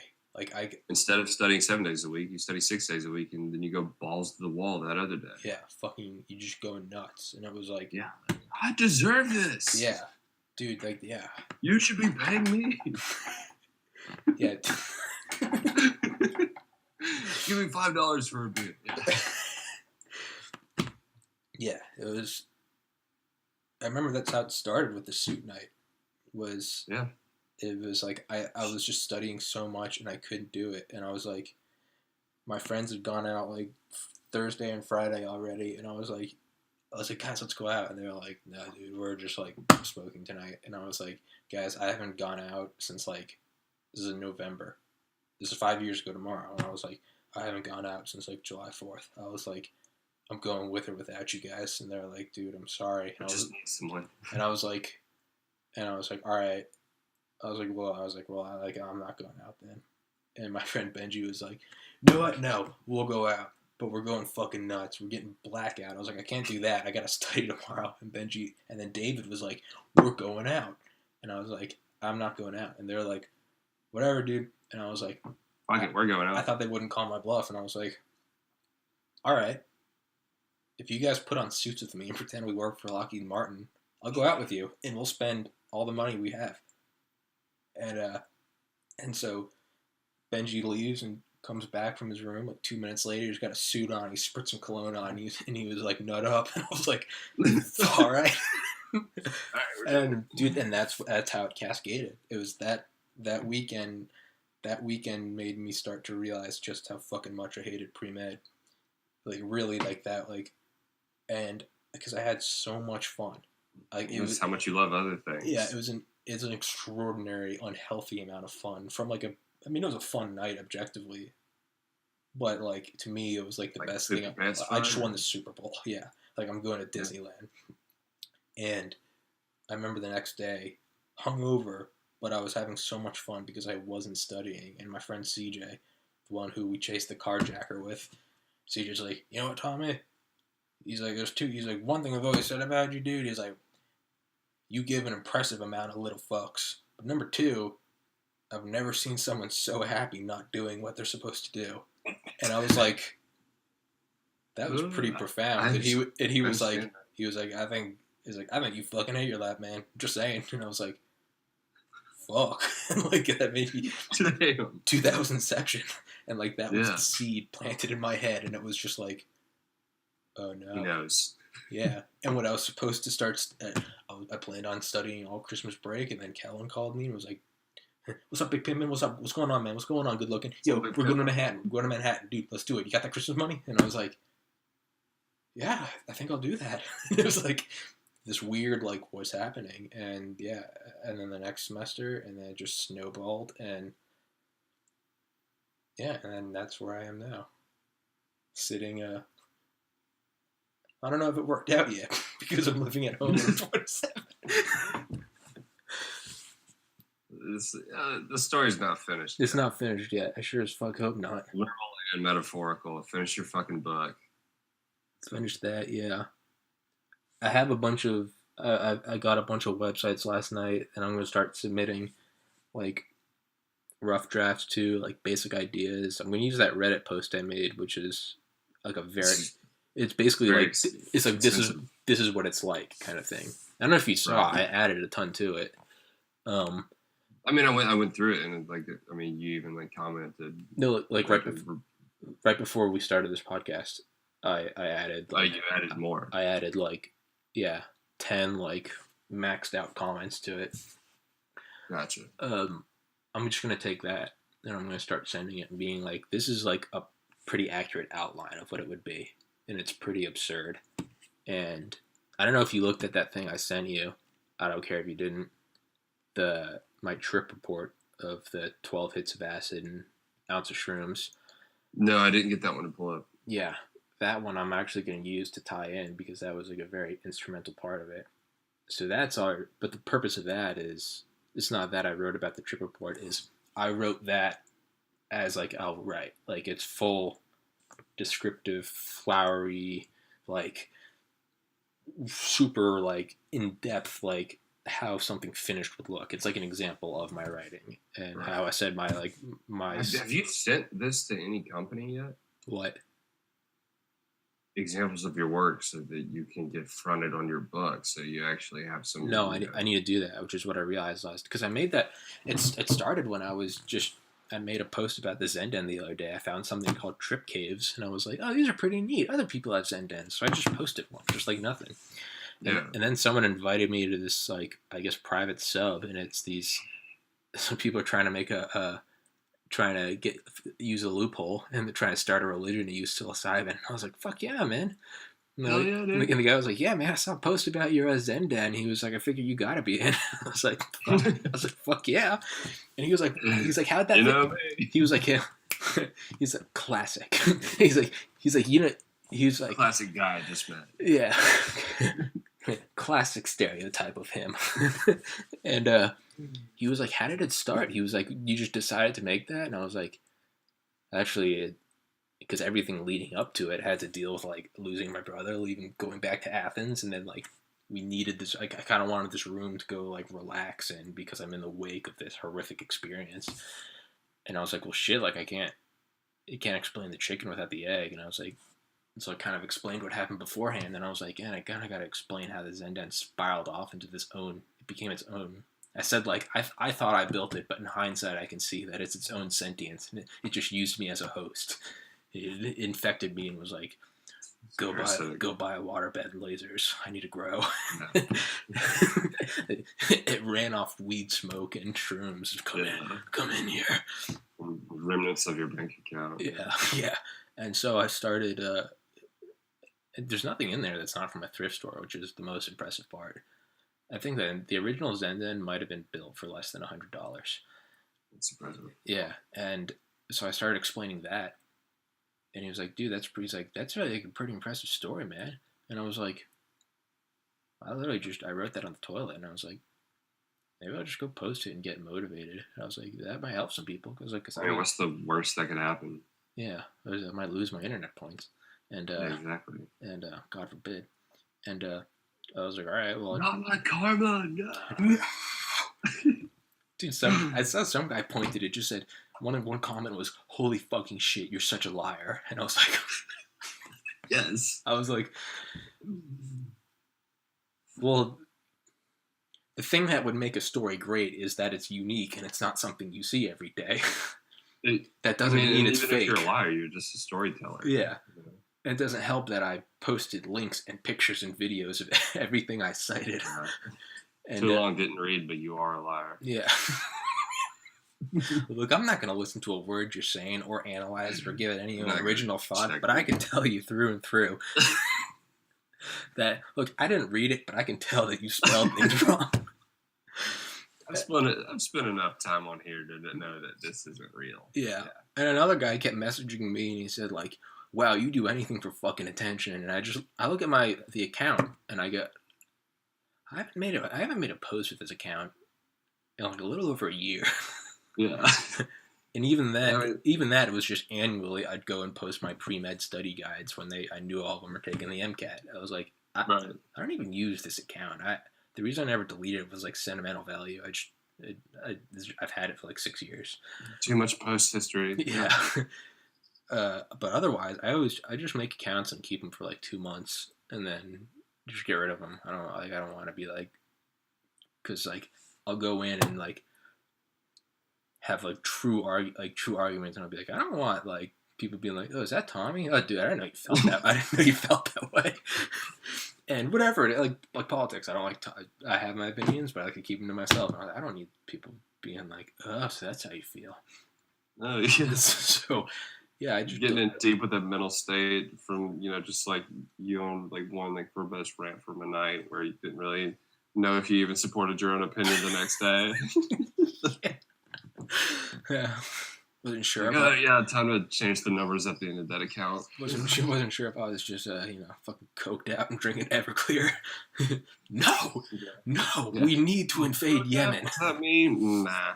Let me tell you why we need to invade Yemen. More drones. Tommy, you got a pretty dark foreign policy. But apparently so. Yeah, I posted it, and I got a lot of like private messages or saying like, wow, like that really helped, or like, yeah, I was hooked on like heroin, or like, I lost a sibling to suicide, and I was like, and I was like, what, like I need to start submitting it sometime or another, and I was like, might as well just find something. Well, it's a way to practice submitting things, and I don't know how you would start submitting work to publishing companies, but just anything along the lines of the 100-page story that you sent to Reddit, send that to someone who may down the road want to publish your book, or give you some kind of money to do any front trying to do right now. Because the thing is, fucking anybody that will sit there and listen to you. Exactly, and because the thing is, it's been like off and on, kind of going here, and like my parents have been cool because. It's not like it just all that stuff ended when I got home. Like more shit went on. Like I don't know if I told you, for like 2 months I was freaked the fuck out in the spring because I had a growing lump on my testicle, and I was like, freaked me out. And I was like, fuck, came this far. I'm gonna get taken out by ball cancer. Yeah. And you'd be the guy with one nut. Yeah, solo nut.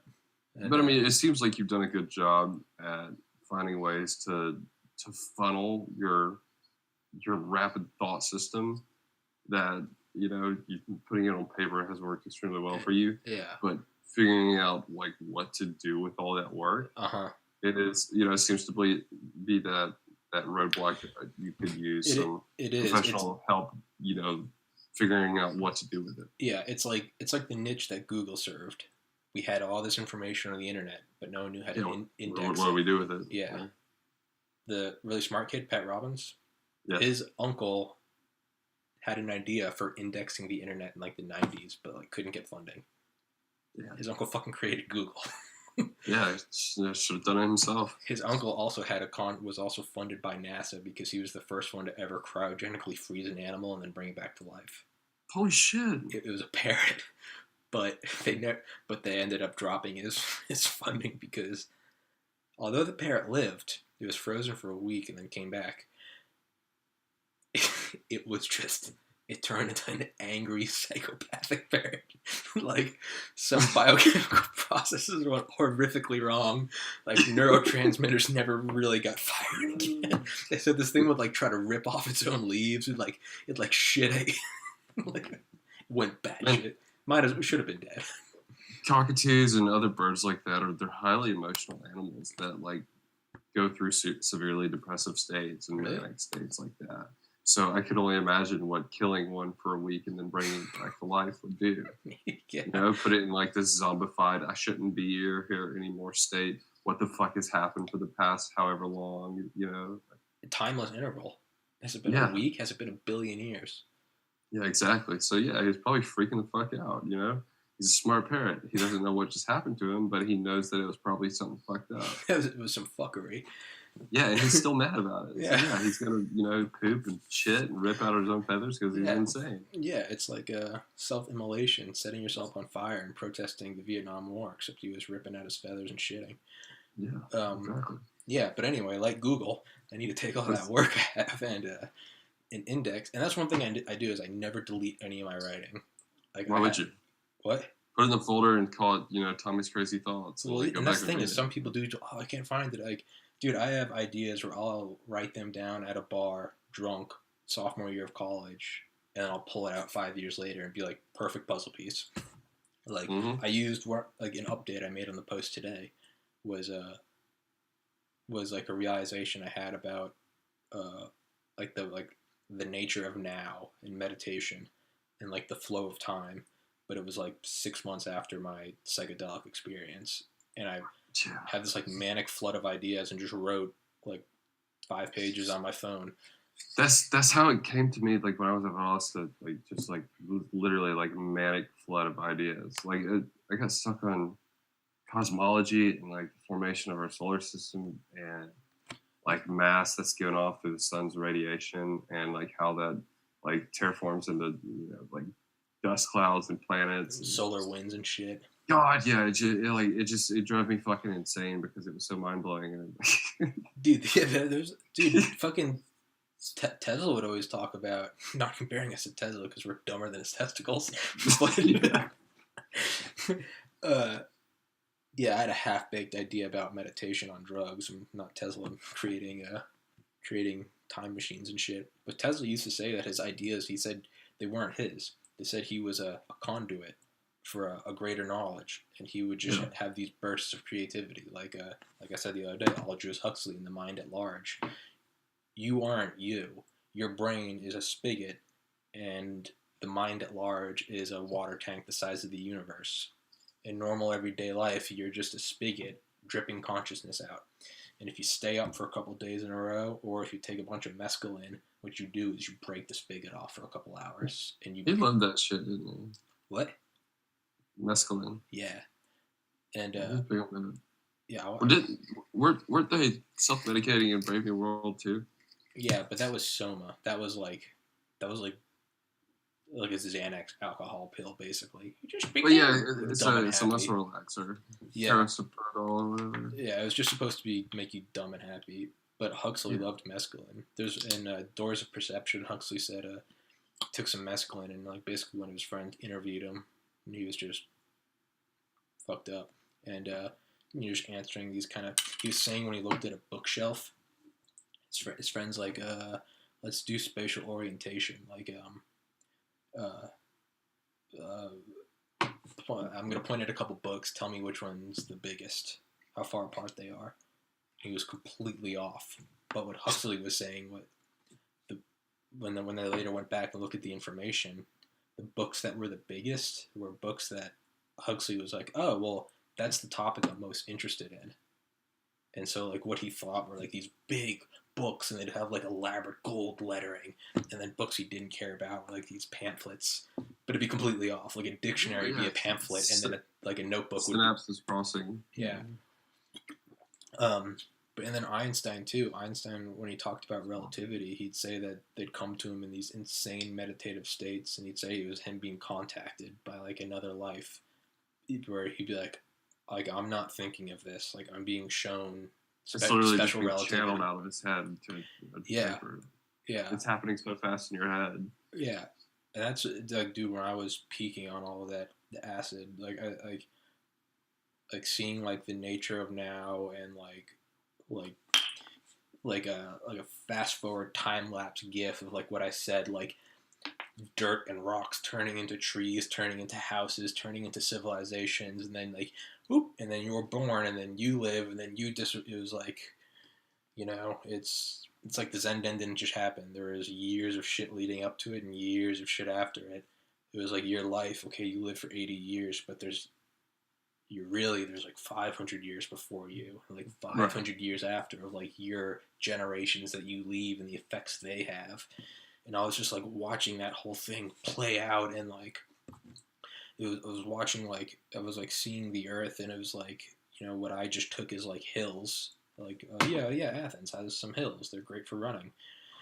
It was actually like, no, like like there's like tectonic plates and shit, and sedimentation deposits they're changing, but they're changing on a literal geologic pace that it goes so slow it's imperceptible to you. But if you were to fast forward time enough, you could watch hills moving like waves over thousands of, if millennia went by in milliseconds, you would watch entire mountains, and you'd watch the Great Plains just going like woo, woo, woo, and it was like everything is in a constant state of like wiggle, and it was just like too much. It was just it was just coming in all at once, and it was like, oh, that's why we're not meant to see all that at once. Our fucking little stupid brains literally explodes because I'm having this mindset, but I'm sure if someone came in the room and looked at me, I was like, ha ha ha.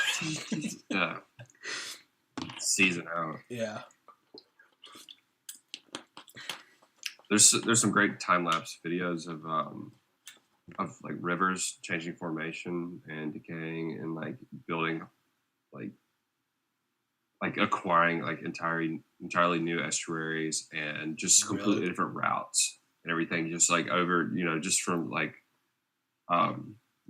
earth decaying and things like that, just natural process. Jesus. I wonder what the best time lapse are, or like the longest one is. I don't know, this is one like taken from Google Earth that I'm really? that I'm thinking of. Yeah. Oh shit. See if I can find the link. I mean, it's a pretty popular video. I can see. Dude, how long until? I guess never mind. Probably gonna exist for the government. I was gonna say until we have like live Google Earth. Yeah, look up Google time lapse. Zaragoza River. If you just type in river time lapse, it's like the first thing that pops up.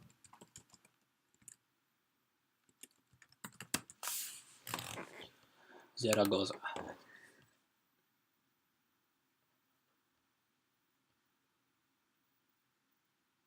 Holy shit. Yeah. It's not even the one that I was thinking of, but I mean, it's a really good representation of it. Yeah, how like if you move things up or slow things down a certain or whatever necessary orders of magnitude, everything's flowing, and it's like weird. Mm-hmm. Yeah, it's the Bill Hicks quote, man. Oh wait, I can do it on here. I forgot. I don't have to send things to you. I'm becoming smarter.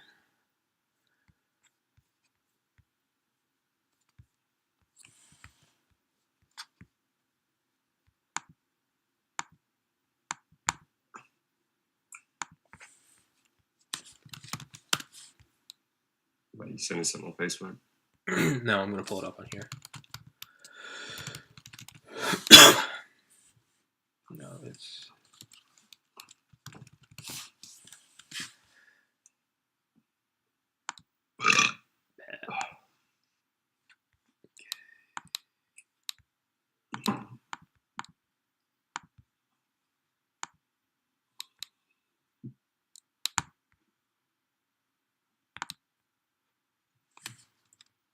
from Valdosta.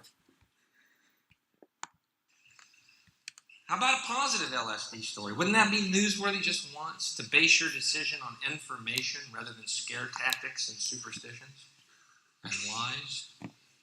Just once. I think it would be newsworthy. Today, a young man on acid realized that all matter is merely energy condensed to a slow vibration, that we are all one consciousness experiencing itself subjectively. There is no such thing as death. Life is only a dream, and we're the imagination of ourselves. Here's Tom with the weather.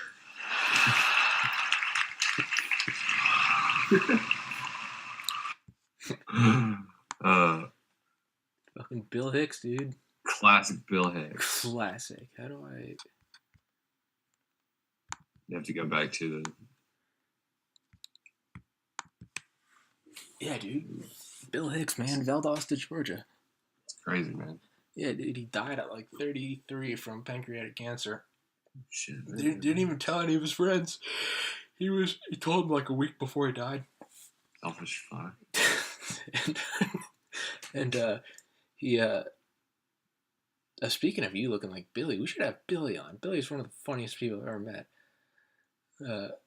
I was trying to find a screenshot text from him from one night where like we were in Atlanta and Billy got lost from us and went the wrong way, and he ended up in like Buckhead, and whoops,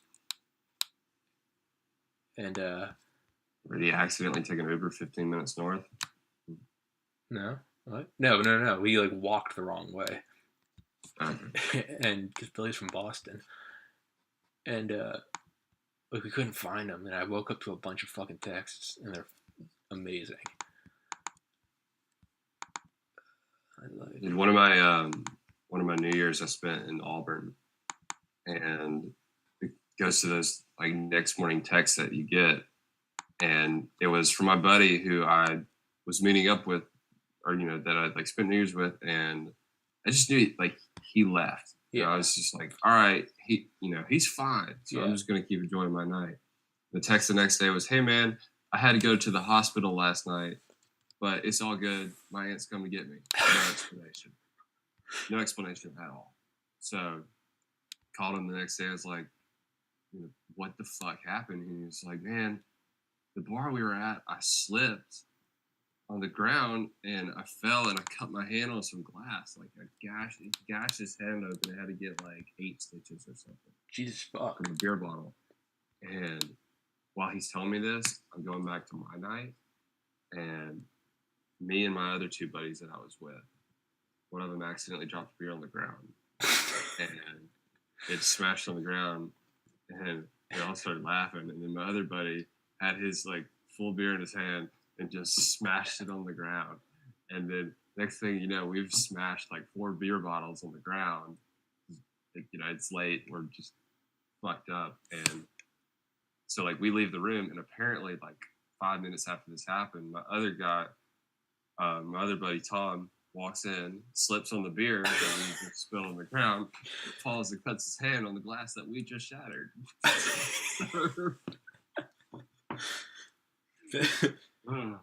So yeah, that one was on us. We spent the night in the hospital, and we partied in his city, in his bars. Had a great time. Dude, there was a really weird coincidence one time. I was picking my friends up in downtown. I was the DD because I had no life and studied. And we're driving back, and we're like taking this right turn. And there's this kid trying to beat like the crosswalk, but he's not even beating it. He can't walk. It's just not there. It hasn't been there for several seconds. There's traffic. And I'm driving, and this kid he's just running across, and I was like, holy fuck! And I like slammed on the brakes and hit him, and he like rolled up onto my, no, it wasn't us that hit him. We saw a car do this. We slammed on the brakes because we're behind the car who also slammed on his brake. And this car just hits this kid, and he like stands up, and he's, I'm good. And the car was like, what the fuck? And kept driving. So we pull up, and I was going to be like, hey man, are you alright? And we're pulling up, and I'm like, hey man, and then my friend that I picked up, Chris, is like, Bush? Alex Bush? And it's his friend that he hasn't seen in forever. He's the friend of our friend's older brother, the kid that was dressed like an intern on the New Year's Eve night. His friend's older brother. He's like, Bush, get in the car. Bush is like, oh, all right. And this kid's just pissed drunk, and he gets in the car. And I was like, Jesus Christ, man. And I was like, all right, yeah, we'll take you back. And I was like, Chris, this is your friend? He's like, yeah, this is my friend Alex Bush. I was like, what's up, man? I'm Tommy Carrigan. And he goes, oh, man, I know your brother Charlie. We're boys. And I was like, really? And so we start driving back to our place, and we're just talking. And we're pulling up to my house, and he goes, no way, you live here? I lived here last year. And I was like, what the fuck? And like, now I remember Benji's older brother David did live here. I didn't know who his roommates were. And he goes, yeah, man. And he's like, oh, cool, we're going upstairs. And he's like, they're just following and talking. And I'm like, oh, fuck it, all right, I'll have some beers with them. And we're like, following. And he's like, yeah, man, mind if I like use your bathroom? He's like, oh, wait, does your bathroom have like some little holes in the wall? I was like, yeah, it looks like there was an airsoft battle. And he goes, yeah, I was chasing David up here one night. We were really fucking coked up. And like, he jumped in the shower and like threw the fucking curtain across. And I couldn't get through. So I started shooting at the wall, hoping they'd bounce on him. And I was like, I remember thinking one day in the shower doing like CSI work. And I was like, it looks like there was an airsoft battle. And he probably couldn't shoot through the curtains. And that's what that was. Yeah. And he goes, oh, nice, man. This your room? No way, dude. It used to be my room. And I'm just like, I need to go buy a lot of. I need to go buy a lot of. I just saw you get hit by a car. I don't even know who you are. Yeah, and I texted my brother Charlie, and he was like, "Oh yeah, man, tell Bush what's up." And I was like, "What the?" Casual. Yeah, it turns out he was 2 years above me. Went to the same high school as me. Played football with my brother Charlie. I was like, "What the fuck?" And another time, like a year prior, we're at my buddy Zach Cambia's place in downtown Atlanta. Who I don't know how the hell he was an art major at Georgia State, but he has this. Probably pays $2,000 a month. Yeah, dude, this pass had to be way more than that. This place was balling 43 floors up, like insane. And we're playing beer pong one night, summer after freshman year, and someone swats it, and the ball just goes just right off the balcony, down into like the pool area, and these kids are like, "Hey, we got your ball," and we're like, we've lost several that night. We're like, "All right, we'll come down." So we send like 2 friends down, and they're talking, and one of my friends has on a Pius shirt. They're like, "Hey man, we graduated St. Pius like 2005," and they're like, "Oh man, we graduated 2009." So we were freshmen when you were freshmen in college. We never were there at the same time. They're like, "Cool," and they're just pissed drunk, and I guess my friends are like, "Well, come on up, man." And they're like, "All right." And well, good to fucking see you. And so they come up, and we're talking or whatever, and it like gets going, and I'm talking, and like we're out there and just drinking, and like we get talking, and eventually these kids like, "Wait, what's your last name?" And I was like, "Carrigan." They're like, "Is your older brother John?" And I was like, "Yeah." They're like, "Hey man, like back in like 2003, like your brother and I were in a band together." So I text John. I was like, "Do you know a so and so?" And he was like, "Oh shit, man, he was my drummer." And I was like, "Man, I'm convinced we live in a simulation. This isn't real." Yeah, I got a good coincidence story for you. So I'm back in my hometown, LaGrange, Georgia, and it's like 2012, and I'm hanging out with classic my buddies. 2012. Classic 2012. All about that LaGrange. Hanging out with my buddy Sean, and I mean, like we love. What was his last name? Riggs. Oh, I was gonna say one of my brother's friends. They played football with. His name's Sean O'Toole. Went to LaGrange. I was like, holy fucking shit. Wait, Sean O'Toole? Yeah, big guy. Yeah. I don't know. Fuck you. Kidding. Fuck you. You just got me so excited. So we're at this random apartment complex, buddy of a buddy, and joking about like funny shit that happened in middle school. And I was like, "Hey man, you remember Mark Yates?" He's like, "Yeah, of course I remember Mark Yates." And I was like, "You remember that time Mark Yates wore flip flops to school, but his flip flops broke, so he duct taped the flip flops to his feet and just walked around with flops like that?" And I was like, and he's like, "Yeah, man, that was crazy shit. Like, I can't believe you did that." And he's like, "It's funny you mentioned Mark Yates. He actually lives in this apartment complex." I was like, "No way." And he's like, "Yeah, he actually lives right up there." I was like, "No shit." And he's like, "Oh wait, he's actually right there." And we look up, and he's just sitting out on his front porch smoking a cigarette. And he's like, "Who the fuck y'all talking about me?" Man, we've been sitting telling stories for like 30 minutes. What's and that? Like Mark just came up. What's up, guys? He's like, "Oh yeah, I remember Mark. Yeah, dude, he actually lives in this apartment complex. He actually lives right there. He's actually right there." Yeah. There he is. I hadn't seen him. Dude, there was the kid that knew Alex Bush is my friend Chris Daniello, who didn't know anyone in Georgia, went to school, grew up in Philly, and just decided, "No, I'm going to go do something new for college." So he just picked a party school, went to smart as shit, you can just do that. And he just came down to UGA, got to know my friends freshman year. And then when I transferred there, I got to know Chris through osmosis, and I ended up living with Chris my senior year. Nice. And Chris and I are hanging out. It's like, I had met Chris my junior year, but I was also still a studying machine, and like met him once or twice. So, but it's like senior year, and I'm acting more like a normal human. And we're hanging out one night. It's just him and I, and we're like drinking and smoking. And I was like, "So why are you in Georgia?" And he was like, "Huh?" I was like, "I don't know what high school you went to." He's like, "I'm from Philly." And I was like, "Just chose Georgia?" And he was like, "Yeah." And I was like, Probably should have known that. And he was like, "Yeah." And so we were just talking, and he was he's like, "Yeah." He's like, "My freshman year," he's like, my roommate was this kid named Jacob, and I was like, "Jacob Demet?" And he was like, "Yeah, you know Jacob?" And I was like, No. I was like, my friends Cal and Dan from Valdosta, they went to a high school called Stars Mill, and I guess Jacob went to their high school because I met Jacob Demet through my UGA friends one time when Cal was up here. Cal was like, "Oh, what's up, man? I went to high school with him." And I was like, "Oh, that's weird." He's like, "Yeah, I know Jacob. He was my roommate." And then I got to know David and your friends because we were on the same hall. I was like, "Oh, small world." And he's like, "Yeah, I didn't really know anyone at UGA." And it was like, so it was only like a month or 2 months into school, and Jacob said he was going down to Valdosta for some Halloween thing. And I was like, you went down to Valdosta, Georgia? And I was like, dude, that's where I transferred from. And he was like, oh, no shit. He was like, yeah, man, Jacob's friends with this girl named Abby Spacel. And I was like, dude, I knew her. He's like, yeah, she invited me. She was asked to some like fraternity party, like Undertake or something. And I was like, dude, that was Pi Cap's Halloween thing. I was a pledge. And he was like, really, dude? And I was like, yeah, man, but I was sick that night. I had like a horrible cold, and I like had fractured my wrist. So that the brothers like let me go home and sleep that night.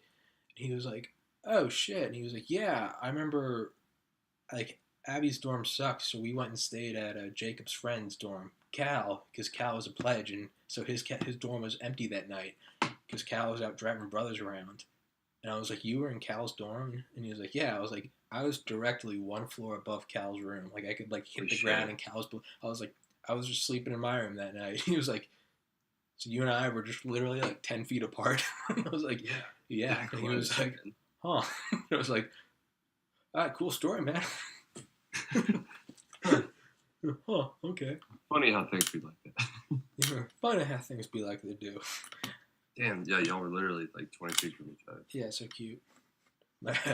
My great uncle was your grunkle.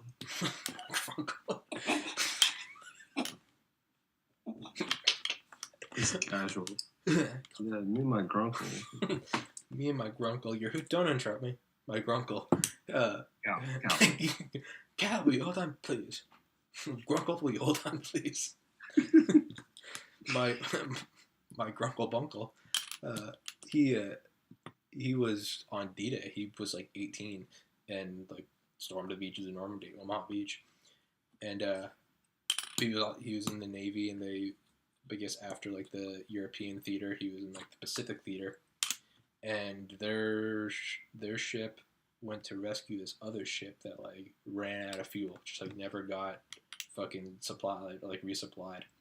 Mm-hmm. And they went to like tow it out of where it was because they knew like an enemy armada was going to be coming through there like a week later. Anyway, so he's at, do you know what Holy Adoration is?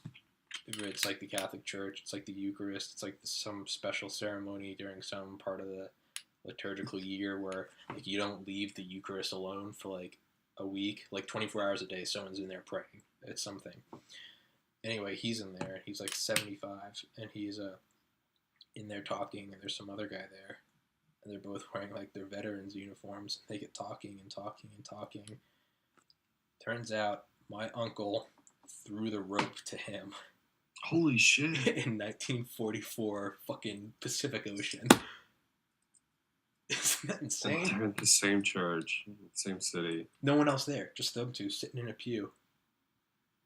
Just like, you tell me there's not a higher power in the world. Yeah, I mean, I am the higher power. Don't you ever fucking forget that, kiddo.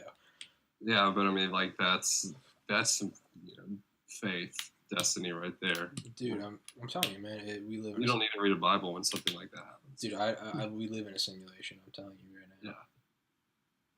Yeah. It's wild. It fucking like. You seen? I watched a video the other night. There's some guy, Neil deGrasse Tyson's interviewing him. Yeah, I just finished his books for astrophysics for people who don't have time. Is it good?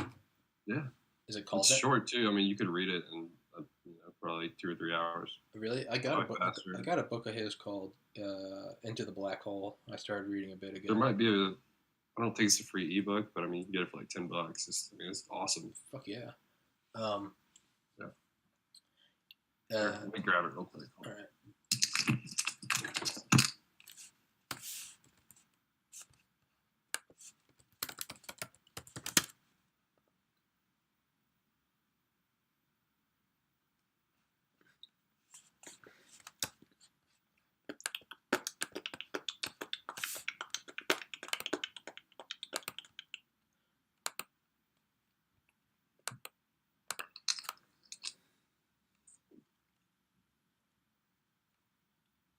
Yeah, I mean it's a small act, but like I bought it when I was a flight and I had one layover on the way to Atlanta. Mm-hmm. And I read the entire thing like on the way to Atlanta. It's a good read. Fuck yeah.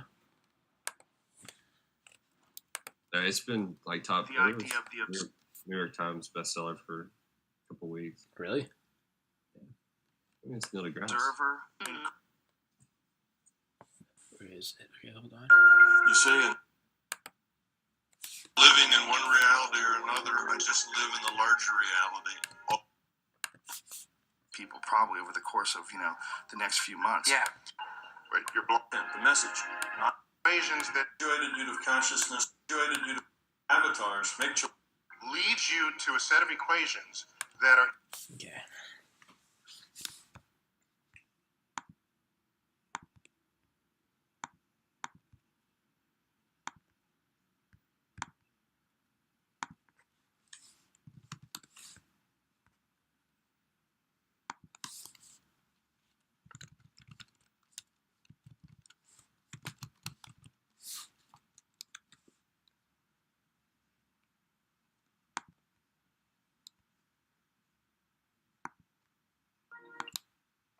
well, because that's possible. But I Pictures you who realize that information is at the core of our existence. when you then try to understand these pictures, you find out that buried in them are computer codes, just like the type that you find in a browser when you go surf the web. And so I'm left with the puzzle of trying to figure out whether I live in the Matrix or not. Wait, you're blowing my mind at this moment. So you're saying we're an individuated unit of consciousness playing a total immersion virtual reality game wherein our avatars make choices and appear to have physical bodies and live in physical space. Are you saying your attempt to understand the fundamental operations of nature leads you to a set of equations that are indistinguishable from the equations that drive search engines and browsers on our computers? That is correct. So, wait. I have to just be silent for a minute here. Information is the meaning, the content, the message, not the media, not the code symbols. So you're saying as you dig deeper, you find computer code writ in the fabric of the cosmos? Into the equations that we want to use to describe the cosmos, yes. Computer code. Computer code, strings of bits of ones and zeros. It's not just sort of resembles computer code. You're saying it is computer code. It takes a consciousness to get the information. Information requires a consciousness. Time to go home, I think. Where are we going to go here? So are you saying we're all just, there's some entity that programmed the universe and we're just expressions of their code? Well, I didn't say that. Wasn't some of those like the Matrix? That's what you said. To answer your question more directly, I have in my life come to a very strange place because I never expected that the movie The Matrix might be an accurate representation of the place in which I live. Quinn. What? Okay, Quinn. Dude, isn't that crazy? Dude, it's wild. Bunch of ones and zeros. Yeah. It's it. Yeah. Cosmic stretching shit. I don't know like what kind of equations that they're actually talking about. Yeah, I do Deep what? cosmic code. Yeah, but I was listening to there's apparently a thing called error correcting code by a guy named Claude Shannon, a mathematician that invented it in the 1940s or discovered it, and